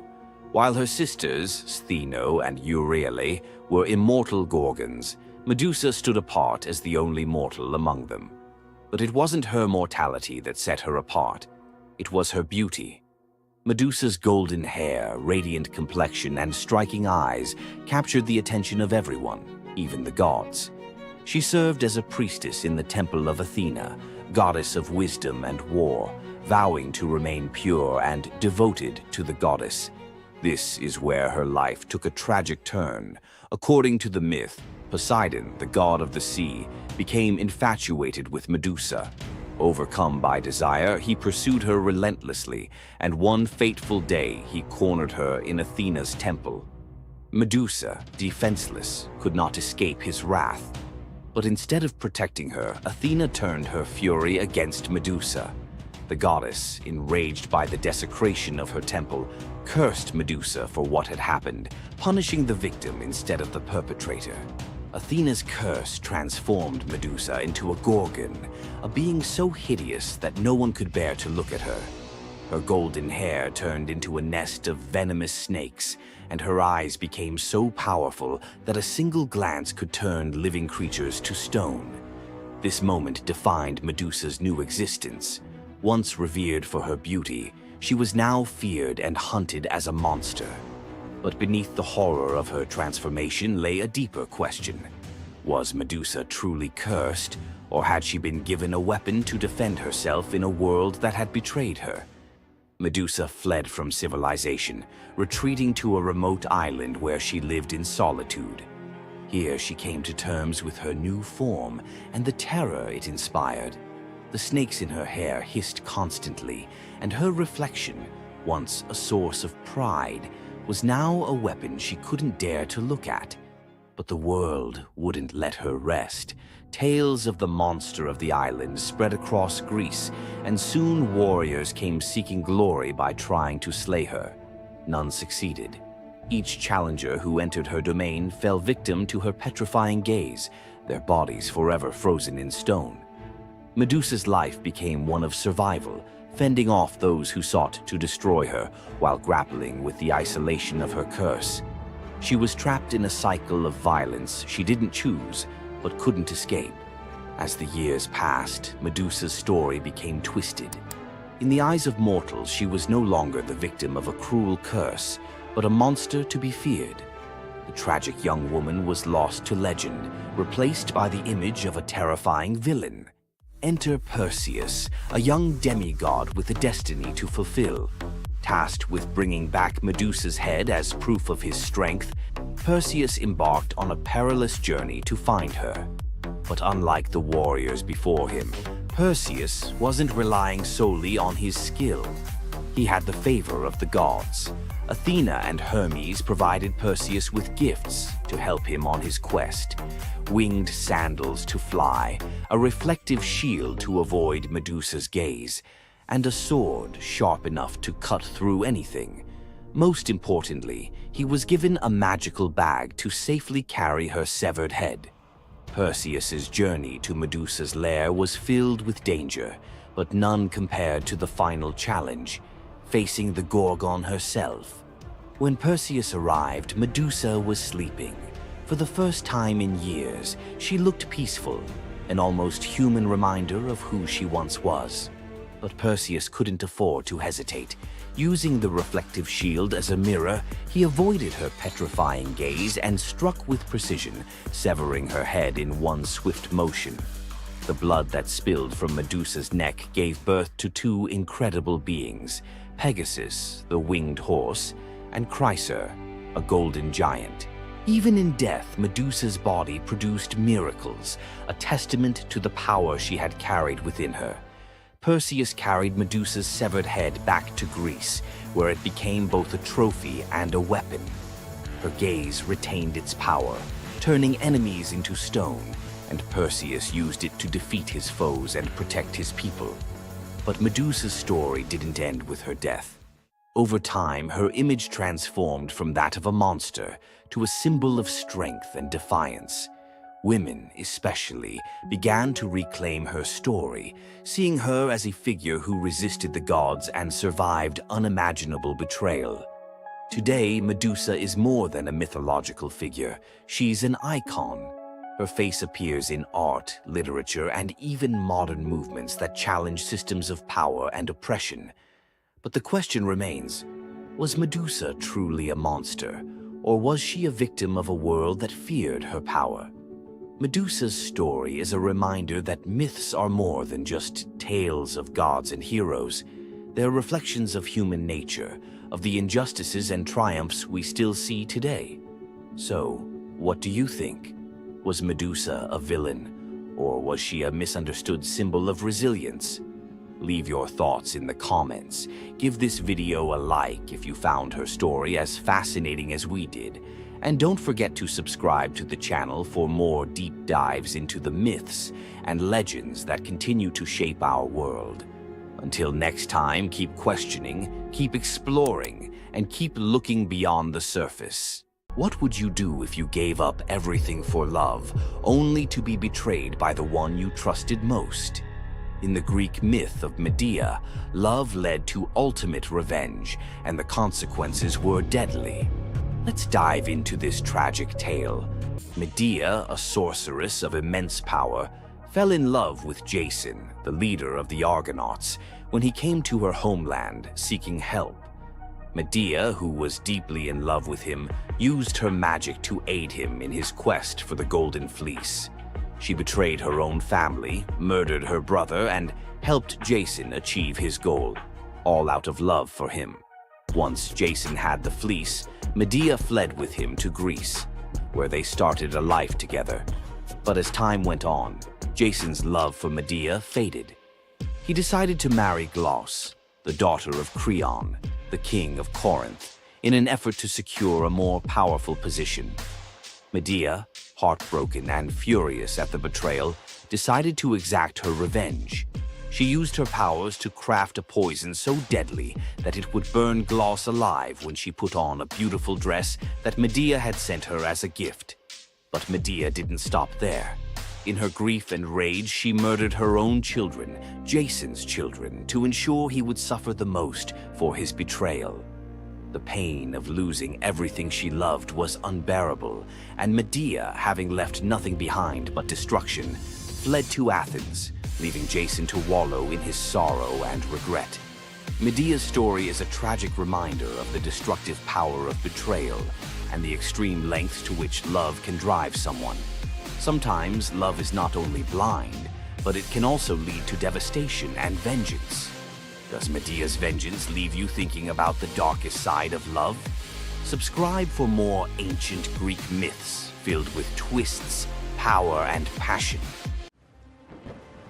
Loki's punishment was brutal. Bound deep within a cavern, his body lashed to 3 jagged rocks with the entrails of his own son. Above him, a serpent hung poised, venom dripping relentlessly onto his exposed skin. This scene, drawn from the poetic Edda and the prose Edda, became a symbol of both divine vengeance and suffering that echoed through Norse legend. But the gods never counted on one presence: Sigyn, Loki's faithful wife. Her hands trembled as she knelt beside him, catching each drop of poison before it could sear his flesh. Her quiet devotion became a fragile shield against the god's wrath. Why did she choose loyalty over escape?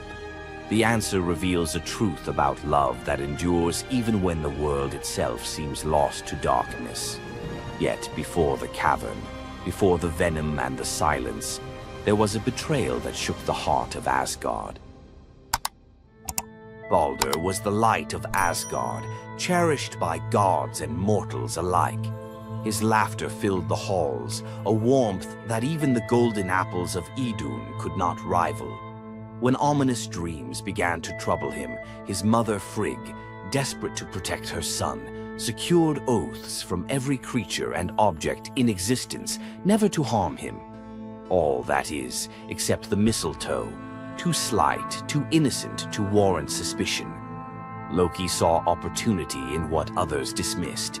He fashioned a dart from that fragile branch and sought out Hoder, Balder's blind brother. "Here," Loki murmured, placing the weapon in Hoder's uncertain grasp, "let me guide your hand." The dart struck its mark. In an instant, Balder's light was snuffed out, his presence gone from the world. The gods stood in stunned silence, their joy shattered.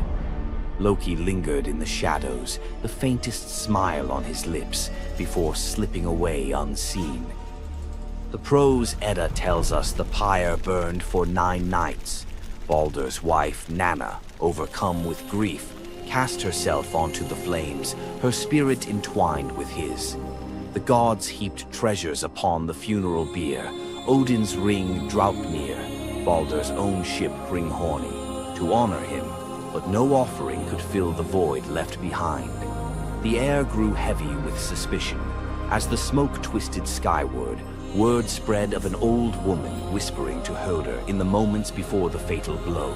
When Thor forced the truth from a trembling servant, silence fell like a shroud.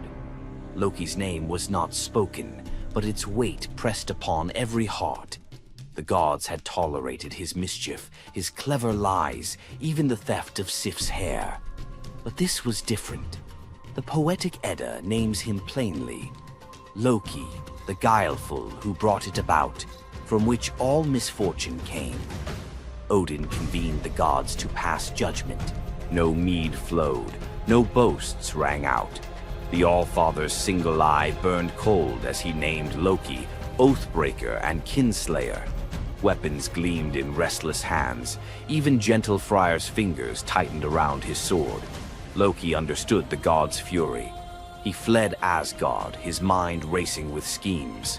As told in the prose Edda, he built a lodge in the mountains, doors on every side, always watching for his pursuers. Still, he could not outrun their vengeance. Odin's gaze found him, even in hiding. When the gods arrived, Loki tried to slip away, transforming into a salmon to evade capture in the river's swift current. But Thor's grip proved stronger than fate. Dragged back through the gates he once helped raise, Loki passed faces twisted with anger and betrayal. The gods' judgment was swift. The path ahead led not to mercy, but to a place where pain and silence waited in the damp and the dark. They forced Loki into the heart of the earth, a cavern where the air pressed cold and heavy, and every sound echoed off stone walls, slick with damp. Water dripped steadily from above, each drop magnifying the hush that settled over the gods as they set to their grim task. The stench of venom lingered, sharp and persistent, mingling with the iron tang of old blood. Odin's single eye caught the flicker of Skadi's movement. A silent nod passed between them, sealing what would come next. 3 massive boulders, freshly gouged with holes, stood ready. The gods had not brought chains or rope. Instead, they made Loki's punishment a reflection of his own chaos. The prose. Edda tells us they transformed one son, Vali, into a wolf who slew his brother, Nari. With the entrails of Nari turned to iron by the gods' will, they bound Loki fast, wrists, neck, thighs, and ankles locked tight against the unyielding stone.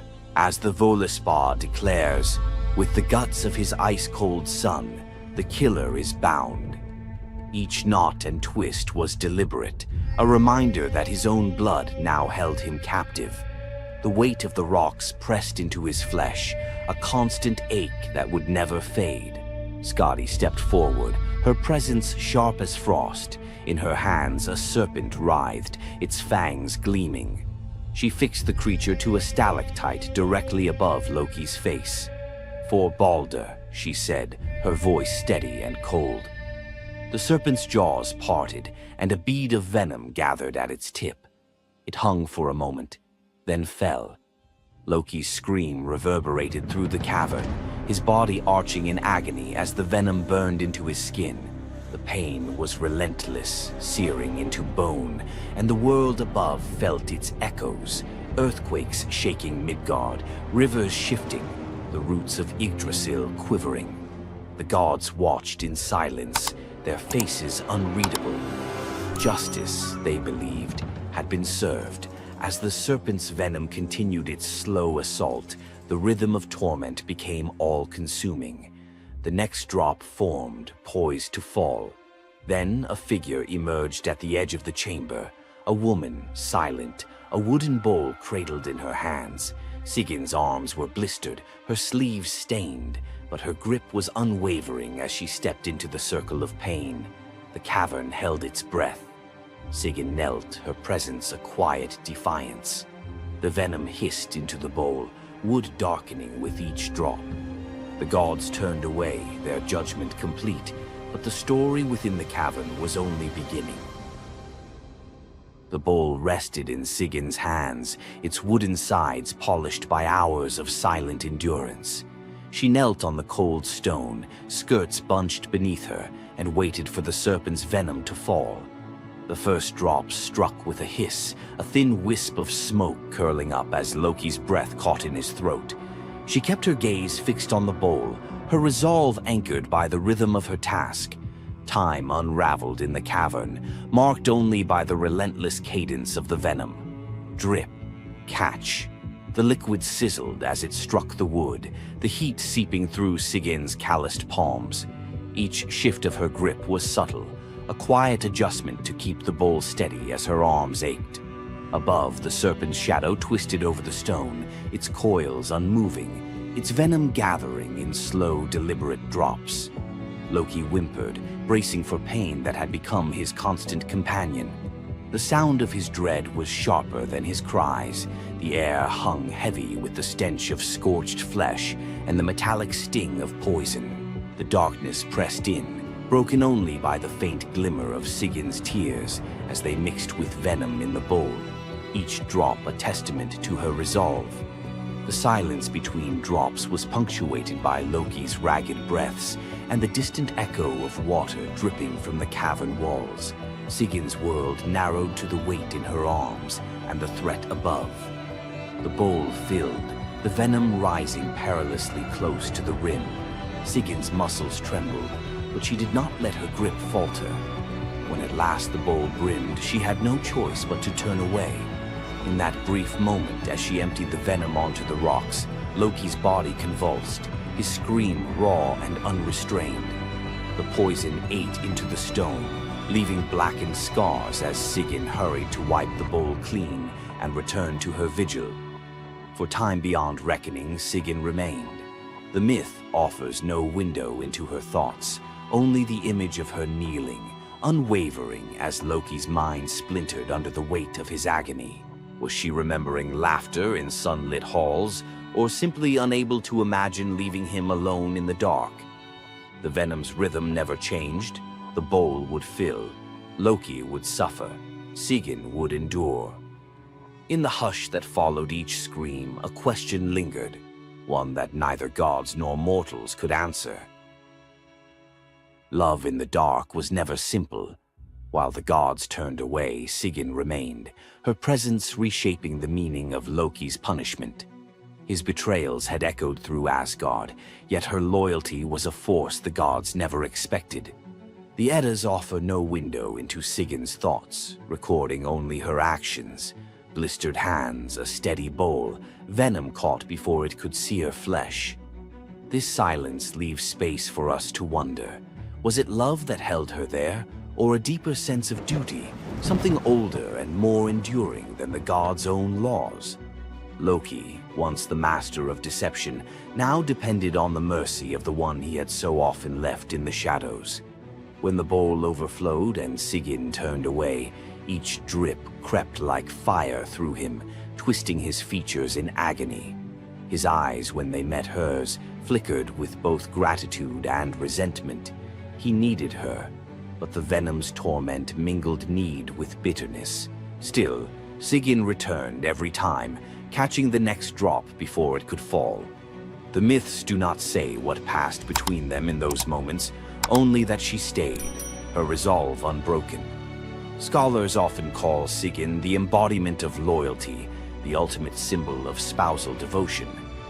Yet, her sacrifice was more than an act of love. It was a quiet rebellion. By kneeling in the cavern, she defied the gods' vision of justice. Odin had crafted Loki's punishment to be absolute, to break him alone in the dark. Sigyn's refusal to abandon her husband became a shield, her presence a silent protest that denied the gods complete victory. The Eddas never assign her a motive, leaving modern readers to fill the silence with their own questions and interpretations.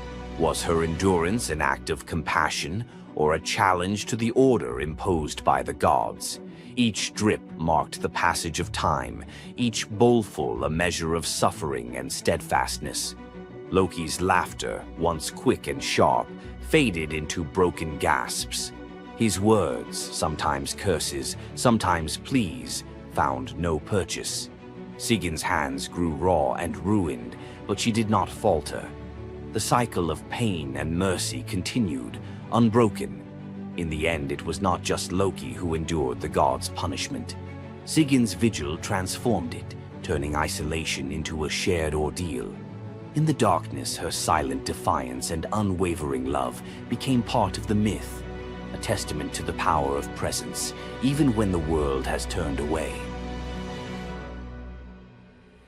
Sigyn's vigil stands as one of Norse myth's quiet marvels, a steady presence in the shadows, her strength measured not in battle, but in endurance beside the one the gods condemned. As Loki writhed beneath the venom's relentless burn, Sigyn's hands never wavered. The Eddas remember her not for words or deeds of glory, but for the silent rhythm of her care. Her story reminds us that sometimes love endures in darkness. Sigyn's vigil continues until the twilight of the gods, Ragnarok, whenever that may come. Would you have stayed? If Sigyn's silent strength moved you, let us know in the comments or share your favorite Norse hero below. Ask most people about Greek myth and you get 12 labors, a Gorgon's haircut, or a fire thief nailed to a cliff. Tonight we leave the doom scroll and open the side door, some lesser-known legends where the gods give instead of take. Pour something you love, silence the group chat because each tale rolls out in 4 acts, exactly like a Netflix mini-EP. First jar on the left, a polished grain of barley the size of a thumbnail. Let's pry it open. Eleusis, dusk. Fields are dust. Demeter still mourns Persephone. Villagers starve, except Triptolemus, teen son of King Celeus, who offers the goddess barley porridge cooked from his final handful of grain. Moved, Demeter turns her grief to gratitude and hands him a leather pouch of enchanted seed. Demeter's next gift is wilder, a bronze chariot yoked to 2 serpents the size of river dolphins. They hiss, but obey her touch. Fly, she tells Triptolemus, and sow the earth. He launches like steam from a kettle, dragons beating emerald wings over seas and mountains, seed flitting from his fist, taking root the instant it kisses dirt. Triptolemus lands in Scythia, demonstrates plowing, and shares bread hotter than sunrise. Their ruler Lincus smiles, then creeps into the guest hut with a dagger, planning to steal credit. Demeter's serpents coil awake, eyes phosphorescent. Steel meets scale. The goddess materializes and, with a snap, turns Lincus into the first lynx, forever stalking fields he can never harvest. Triptolemus lifts off again, safer and wiser, dragons spiraling like living irrigation lines. Everywhere wheat sprouts, famine folds, and villages invent words for thank you. When he finally parks the chariot in Eleusis, Demeter names him patron of farmers and slots a constellation, the sower, above the autumn sky.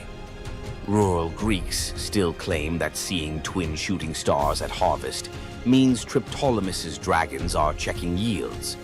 In Achaean rites, stonemason Mycilus woke 3 nights running to the same dream. Hercules, lion skin reeking of cedar smoke, beckoned him across the sea to the pebble-dappled waters of Asar. Leaving one's birthplace was illegal, but divine persistence outweighs city ordinances. Neighbors dragged him before the civic tribunal. Verdicts were cast with white, acquit, and black, condemn, pebbles dropped into an urn. Mycilus prayed under his breath. As judges emptied the urn, every stone, white and black alike, shone snow-white. Gasps. No law forbade miracle loopholes, so the council shrugged and released their suddenly blameless defendant. Mycilus sailed west. At Italy's heel, he found the river Asar flashing with pale cobbles, exact match to his dream. He also found an old burial mound dedicated to a local hero named Croton, once hospitable to Hercules himself. Prophecy clicked like a lock. He founded Croton on that spot, planting the first stone in the new city wall with his own calloused hands. 2 generations later, Croton would dominate Magna Graecia in athletics and medicine, home of Milo the wrestler and Pythagoras' school. Locals still tell tourists to pocket a white pebble for courage, Hercules' ancient thumbs up. On Crete, baby Zeus hides from Cronus inside the Idaean cave. A gentle goat, Amalthea, nurses him with milk so sweet it smells of thyme. Curate's warriors clash shields outside to drown infant cries. Toddler Zeus, already wrestling destiny, grabs Amalthea's horn during roughhousing. It snaps off. Horrified, he touches the broken horn and wills it to pour ambrosia and jewels, an apology in infinite supply. The horn becomes cornucopia, everlasting symbol of abundance. Amalthea is lifted to the stars as Capella, brightest goat in the sky. Every harvest festival, Greeks tip wine from a horn-shaped rhyton, so the cave child remembers. The practice survives today in the very shape of Thanksgiving centerpieces, because one young god learned that breaking something you love can birth generosity that never runs dry. Argos prepares a grand procession to Hera's temple 6 miles away. Oxen assigned to pull the gilded cart of Priestess Sidip, aka Mo or Awol. Her sons, athletes Cleobis and Biton lock eyes and shrug. Where are the oxen today? They yoke themselves, veins corded, and drag the 2-ton cart under Mediterranean noon. Crowds scatter petals, sweat rains on marble road. At the temple steps, mother dismounts, trembling with pride. Sidippe prays, "Great Hera, grant my sons the best blessing a mortal can have." After sacrifice and feast, the exhausted brothers fall asleep in the sacred hall, smiles still ghosting their faces. They never wake. Peaceful exit at peak glory. Hera's idea of the highest gift. Argives commission life-size statues at Delphi, muscles forever flexed. Travelers note the serenity on stone brows, testament that sometimes a swift, dignified curtain call outranks long, ragged applause. Young Taurus, demigod son of Poseidon, pilots a skiff scouting for new colonies. The storm detaches rudder from reality. Mast snaps like uncooked spaghetti. Waves swallow everything but Taurus clinging to driftwood. Poseidon, scanning seafloor currents, flicks his trident. A dolphin larger than a rowboat rockets upward, scoops Taurus, and planes across the wine-dark sea like a living surfboard. At dawn, the dolphin deposits him on Italy's sunlit heel. Taurus climbs a bluff, sees fertile plains ribboned by a gentle river. He plants Poseidon's miniature bronze trident in the sand and declares a new polis. The colony, Tarentum, today's Taranto, mints coins of a boy riding a dolphin, trident aloft. Local fishermen still carve tiny dolphins on prows, tribute to the uncanny GPS system that once delivered a founder to the perfect harbor. Aphrodite and winged son Eros picnicked amid spring anemones, boasting who could gather the loveliest bouquet. With wings, Eros predictably stuffed his basket first. Enter Peristera, a mortal handmaid collecting herbs nearby. Seeing Aphrodite's crestfallen smile, she wordlessly tipped her own armful of blooms into the goddess's basket. Eros protested, "Rules breach." Aphrodite just laughed, victory fragrant in her arms. Jealousy and Cupid's arrows share barbs. Eros flicked one tiny dart and poof, Peristera shrank into downy white feathers. Aphrodite scooped up the bewildered bird, whispering apologies and protection. Peristera, now a dove, gained a new language of coos and cloud-high freedom. The goddess decreed doves sacred henceforth, harbingers of peace and liaisons for lovers. From Cyprus to Corinth, newlyweds release white doves, so their first horizon carries Peristera's gift. Help your friends win, and you may end up airborne, emblematic, and forever cherished by a goddess who remembers favors. Cretan teenager Epimenides entered a cave seeking a stray lamb. Cool air lulled him into a nap on soft moss. When he stepped back into sunlight, the lamb was a weather-bleached skull, and his town looked upgraded. He'd slept 57 years. Word of the time traveler raced to Athens, then reeling under plague and factional strife. They summoned Epimenides. He prescribed symbolic spring water baths for citizens and a cleansing of unjust murder cases, the world's first state-sanctioned amnesty. He also ringed the city with incense-burning altars to the unknown god, appeasing whichever deity felt snubbed. Within a year, the plague receded, civic tempers cooled. Grateful Athenians offered gold. Epimenides accepted only vines for his Cretan temple, proof that sleep had taught him value over price. Legends credit him with tweaking the Greek lunar calendar and penning riddling prophecies. Even today, Cretan shepherds warn drowsy companions, "Nap too long in a sacred cave, you'll wake up a consultant." Aristaeus, son of Apollo and huntress Cyrene, loved tinkering. Olives here, cheese there. When shepherds complained of wild honey going rancid, Aristaeus studied bees like living alchemy. Nymph tutors taught smoke calming and linen veils. Soon, Aristaeus produced honey rumored to heal fevers.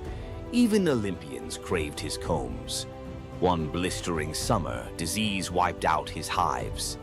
Desperate, he consulted shape-shifting Proteus, who advised a strange remedy. Sacrifice 4 bulls and leave their carcasses sealed. From decay rose new swarms, robust and disease-proof, the mythical origin of begonia, or bee birth. Greek farmers copied the ritual symbolically with perfumed ox hides draped over empty hives at spring equinox. Aristaeus planted thyme to flavor future honey, invented the first clay smoker, and dedicated his success to the seasonal Etesian winds, ensuring cool breezes helped the bees cap wax perfectly. Modern beekeepers in Greece still call a sudden helpful wind Aristaeus's breath. Zeus and Hermes, disguised as dusty travelers, canvassed a Phrygian village for lodging. Gold door mansions slammed shut. Only an aged, poor couple, Baucis and Philemon, welcomed them into a mud brick hut. They served cabbage soup, pork scraps, and local wine. Mid-pour, Baucis noticed the jug stayed full. Eyes widened. Guests revealed divine light. The couple's first instinct? Ask the gods to spare their nasty neighbors if possible. Mercy before schadenfreude, classy. The village morphed into a marsh. The hut blossomed into marble columns. Zeus offered any reward. They chose to be temple keepers and to die together. Years later, as breath slowed, bark crept over their skin. Philemon an oak, Baucis a linden, branches intertwined over the temple forecourt. Travelers claim the twin trunks still rustle blessings on strangers who share food with drifters. Local children leave tiny cups of soup under the roots, because kindness apparently scales from hut to eternity tree. From marble votes that rewrite destiny to bees reborn in golden sunlight, tonight's legends hum one chord. Generosity, of spirit, of risk, of welcome, catches the gods' attention faster than any heroic flex. Drop a comment naming the myth that lit you up and tell us how you'd translate its core gift into today's life. Food bank pop-ups, urban beehives, pop-up nappies. Best idea gets animated into next episode's intro, your username in ancient Greek graffiti. If tonight rekindled your sense that the universe sometimes rewards the generous, like the video, subscribe for more secret corridors of myth and tap the bell so the algorithm's dolphin swims our next story straight to you. Until then, keep a white pebble in your pocket, a spare bouquet for a stranger, and an ear attuned to wind that maybe, just maybe, started in a very old apiary. Imagine being one of the greatest hunters in the world, known for your unmatched speed and skill. But despite all your abilities, your destiny is determined by a simple golden apple. Let me tell you the tragic tale of Atalanta, the huntress who couldn't escape her fate. Atalanta was abandoned at birth by her father, Zeus, who didn't want a daughter. Left to die in the wilderness, she was raised by a she-bear, learning to hunt and survive. As she grew, Atalanta became a legendary warrior, her skills in hunting unmatched. But no matter how great she became, she could never escape one thing, her prophecy. A prophecy foretold that Atalanta would only marry a man who could outrun her in a race. As the years went by, many suitors came, eager to win her hand. But Atalanta, fiercely independent, defeated them all. Her speed was unbeatable, and no man could match her skill. Then came Meleager, a brave hero who had heard of Atalanta's strength and beauty. Unlike the others, he didn't boast about his abilities. Instead, he came prepared with a plan. Meleager, knowing Atalanta's curse, asked the goddess Aphrodite for help. She granted him 3 golden apples, which he used to distract Atalanta during their race. As Atalanta raced ahead, confident of her victory, Meleager tossed the apples one by one in her path. The golden apples were so beautiful, they distracted Atalanta just enough to slow her down. In the end, Meleager won the race, and Atalanta was forced to marry him, despite her reluctance to give up her independence. But the story doesn't end in happiness. Atalanta and Meleager's marriage was plagued with regret. Atalanta, still driven by her need for freedom, felt trapped by the very love she couldn't escape. And in the end, Meleager, whose destiny was also marked by the gods, tragically died before she could ever truly be free. Atalanta's story is a tale of love, fate, and the clash between personal destiny and desire. Despite her unmatched strength and independence, her fate was sealed by love, and her story remains a tragic reminder of how even the most powerful can be brought down by what they cannot control. If Atalanta's bittersweet story of fate and love left you in awe, subscribe for more untold Greek myths and the heroes who shaped the ancient world. Tonight you'll meet the nymph whose beauty made Hades plant a forest in her image, a lover who weaponized an apple to hack a goddess's marriage laws, a king who may have raised the dragon that ate his island, a prophet who lived 7 years as each sex and paid with his eyes, and a royal couple whose wrecked ship still calms the winter seas. 5 deep-cut myths, none repeated from previous episodes. Stick around. The last scene explains why every item you just saw is really the same warning. Luce, daughter of Oceanus, shimmered like morning on still water. Hades saw her bathing on the Styx's shore and felt the ache of something that might have been love, if gods knew limits. He swept her into his shadowy chariot. In the underworld, things don't rot the way they should, they transform. When Luce's mortal bloom began to fade, Hades panicked. Unable to bear her disappearing, he offered the only gift he understood, immortality as landscape. He touched her hair. It stiffened into bark the color of moon-bleached bone. Leaves burst silver as coin flip flashes. Luce the woman became Luce the white poplar, blazing at the center of Elysium. Dead heroes rest beneath her, weaving garlands from her two-toned leaves. Dark one side, pale the other, to remind them that joy and grief always grow on the same branch. The Cercopes, twin dwarf tricksters Passalus and Acarus, live by trolling. They steal Heracles' bow and club, giggling about how the hero's butt is black as a kettle from soot. Heracles wakes, grabs both by the ankles, slings them over a pole like squirming fish, and marches toward the city to sell them. Dangling upside down, blood rushing to their heads, the twins can't stop roasting him.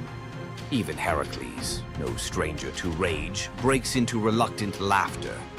But Zeus, hearing their unfiltered comedy, decides the world needs more mischief. He transforms them into the first monkeys, bodies still small, faces still grinning, forever swinging by what once bound them, their own tails. Sailors claim the Cercopes occasionally regain speech during eclipses, whispering new insults at any heroic statue within earshot. King Lycurgus hated surprises. When the brand new god Dionysus marched through Thrace with drums, wine, and ecstatic maenads, Lycurgus saw a security threat. He banned viticulture, arrested Bacchic followers, even ordered his soldiers to whip the vines until they confessed their treason.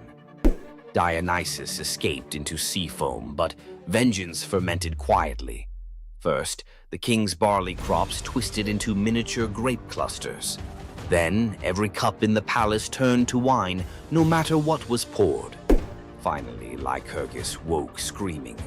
Vines were sprouting from his own feet, snaking up his calves, pinning him to the palace floor. He hacked at them only to realize he was slicing his own flesh. The vines were his veins. Driven mad, he swung an axe at what he thought were tendrils on an oak and beheaded his heir. The gods let him blister in that guilt until locals, terrified, bound him and hurled him into Mount Pangaion's man-eating cave. The vines retracted, but his screams never did. Acontius, a handsome nobody from Chios, spots rich girl Sidipe under the temple colonnade. He can't speak to her, class gap miles wide, but he can exploit Olympus's fine print. He scratches on an apple. I swear by Artemis to marry Acontius. He rolls it to her sandal. She idly picks it up and reads the words aloud, which in Artemis's precinct equals a binding oath. Sidipe leaves confused, but every time her father arranges a proper fiancé, she collapses with fever, so savage priests fear plague. The oracle digs through the divine TOS and finds the hitch. She's already sworn. When Sidipe finally weds Acontius, the fevers vanish. Artemis shows up, not angry but amused, honoring the couple with everlasting fidelity in exchange for the clever tribute. Moral: speak casually under a goddess's roof and the contract is in ink you can't see. Long before the Trojan War, the island had no king, only scattered fishermen and goats. Then a stranger arrived, Cycreus, towering, scarred, carrying a bronze spear notched with unknown runes. He spoke little, ate alone, but worked miracles. He dug cisterns where springs burst overnight, charmed a wild stallion into kneeling, and once, locals swear, stood barefoot in a ring of fire to prove courage to the storm god. By year's end, the islanders begged him to rule. They didn't know he walked with a secret. He dreamt every night of fire-scaled dragons devouring his childhood village, and woke with soot under his nails, though no hearth burned nearby. Months after his coronation, goats began disappearing. Nets came up shredded as if bitten by iron teeth. One dusk, a shepherd stumbled into the agora, eyes wide, clutching a bronze scale the size of a dinner plate, edges smoking. He'd found it at the mouth of a cave where the mountain met the sea. Cycreus said nothing, only studied the scale under torchlight. It matched the color of the runes on his spear. That night, villagers saw their king ride alone toward the cave. From cliffs, they watched the torchlight vanish into the maw. Minutes stretched into hours. Then, roaring deep enough to quake wine jars on kitchen shelves, flame burst from the cave mouth. Shadows of two giants, one man, one serpent, wrestled on the cave wall like monstrous puppet theater. At dawn, silence. Cycreus emerged, armor warped, spearhead glowing red. Behind him dragged the colossal corpse of a sea dragon, neck twisted, fangs snapped, eyes like boiled copper. The island erupted in praise. They crowned him with laurel and called him Draken Soter, dragon savior. Yet some noticed his smile was hollow, as if slaying the beast had lanced a boil he secretly cherished. After the triumph feast, Cycreus changed. He paced battlements at midnight, muttering in a guttural tongue. His bathwater steamed black. Servants insisted the steam coiled like a serpent before dissolving. One harvest festival, a child accidentally spilled wine on his boots. Cycreus roared, eyes flashing ember orange, and the boy swore he saw scales ripple under the king's skin. Rumors spread. Had the battle fused man and monster? Or darker, had Cycreus never slain the dragon at all? Had he absorbed it? When storms flattened olive groves and fishermen found their nets burnt as though by underwater fire, the islanders panicked. They begged Eurystheus of Athens to intervene. The hero sailed with 50 hoplites, each carrying asbestos-soaked nets and mirrored shields to confuse reptilian eyes. But at the gate they met not a beast, only their king, bare-chested, spear discarded, arms raised. Cycreus confessed the dragon's fury had leaked into him. He'd battled it outside and now battled it within, losing ground each night. "Bind me or burn me," he said. Eurystheus chose mercy darker than execution, exile. He ferried Cycreus to Eleusis, gift-wrapping the cursed king for the goddess Demeter, whose own grief could understand corrupted power. Demeter accepted, appointing Cycreus as guardian of her holy processions, his inner fire now repurposed to ward off all lesser threats. As Cycreus's ship slipped away, islanders swore the shoreline hissed, not from waves, but from a dragon's whisper receding with its unwilling host. Salamis kept the dragon's bronze scales nailed above city gates for centuries, tarnished mirrors reminding every leader, conquer your monsters, yes, but never wear their skins. Power taken from terror carries terror's seed. When rage becomes crown, abdication may be salvation. Young hunter Tiresias strikes the snakes with his staff. Hera curses him into a woman for 7 years. He marries, bears children, learns the loom songs of grief men never hear. 7 winters later, he meets the serpents again, carefully steps over them, spell breaks. He's male once more. Later, Zeus and Hera bicker. Who enjoys love more, man or woman? They drag Tiresias in as data point. He sides with Zeus. Women feel 9 times the pleasure. Hera, furious, blinds him. Zeus, guilt-struck, gifts prophecy and a lifespan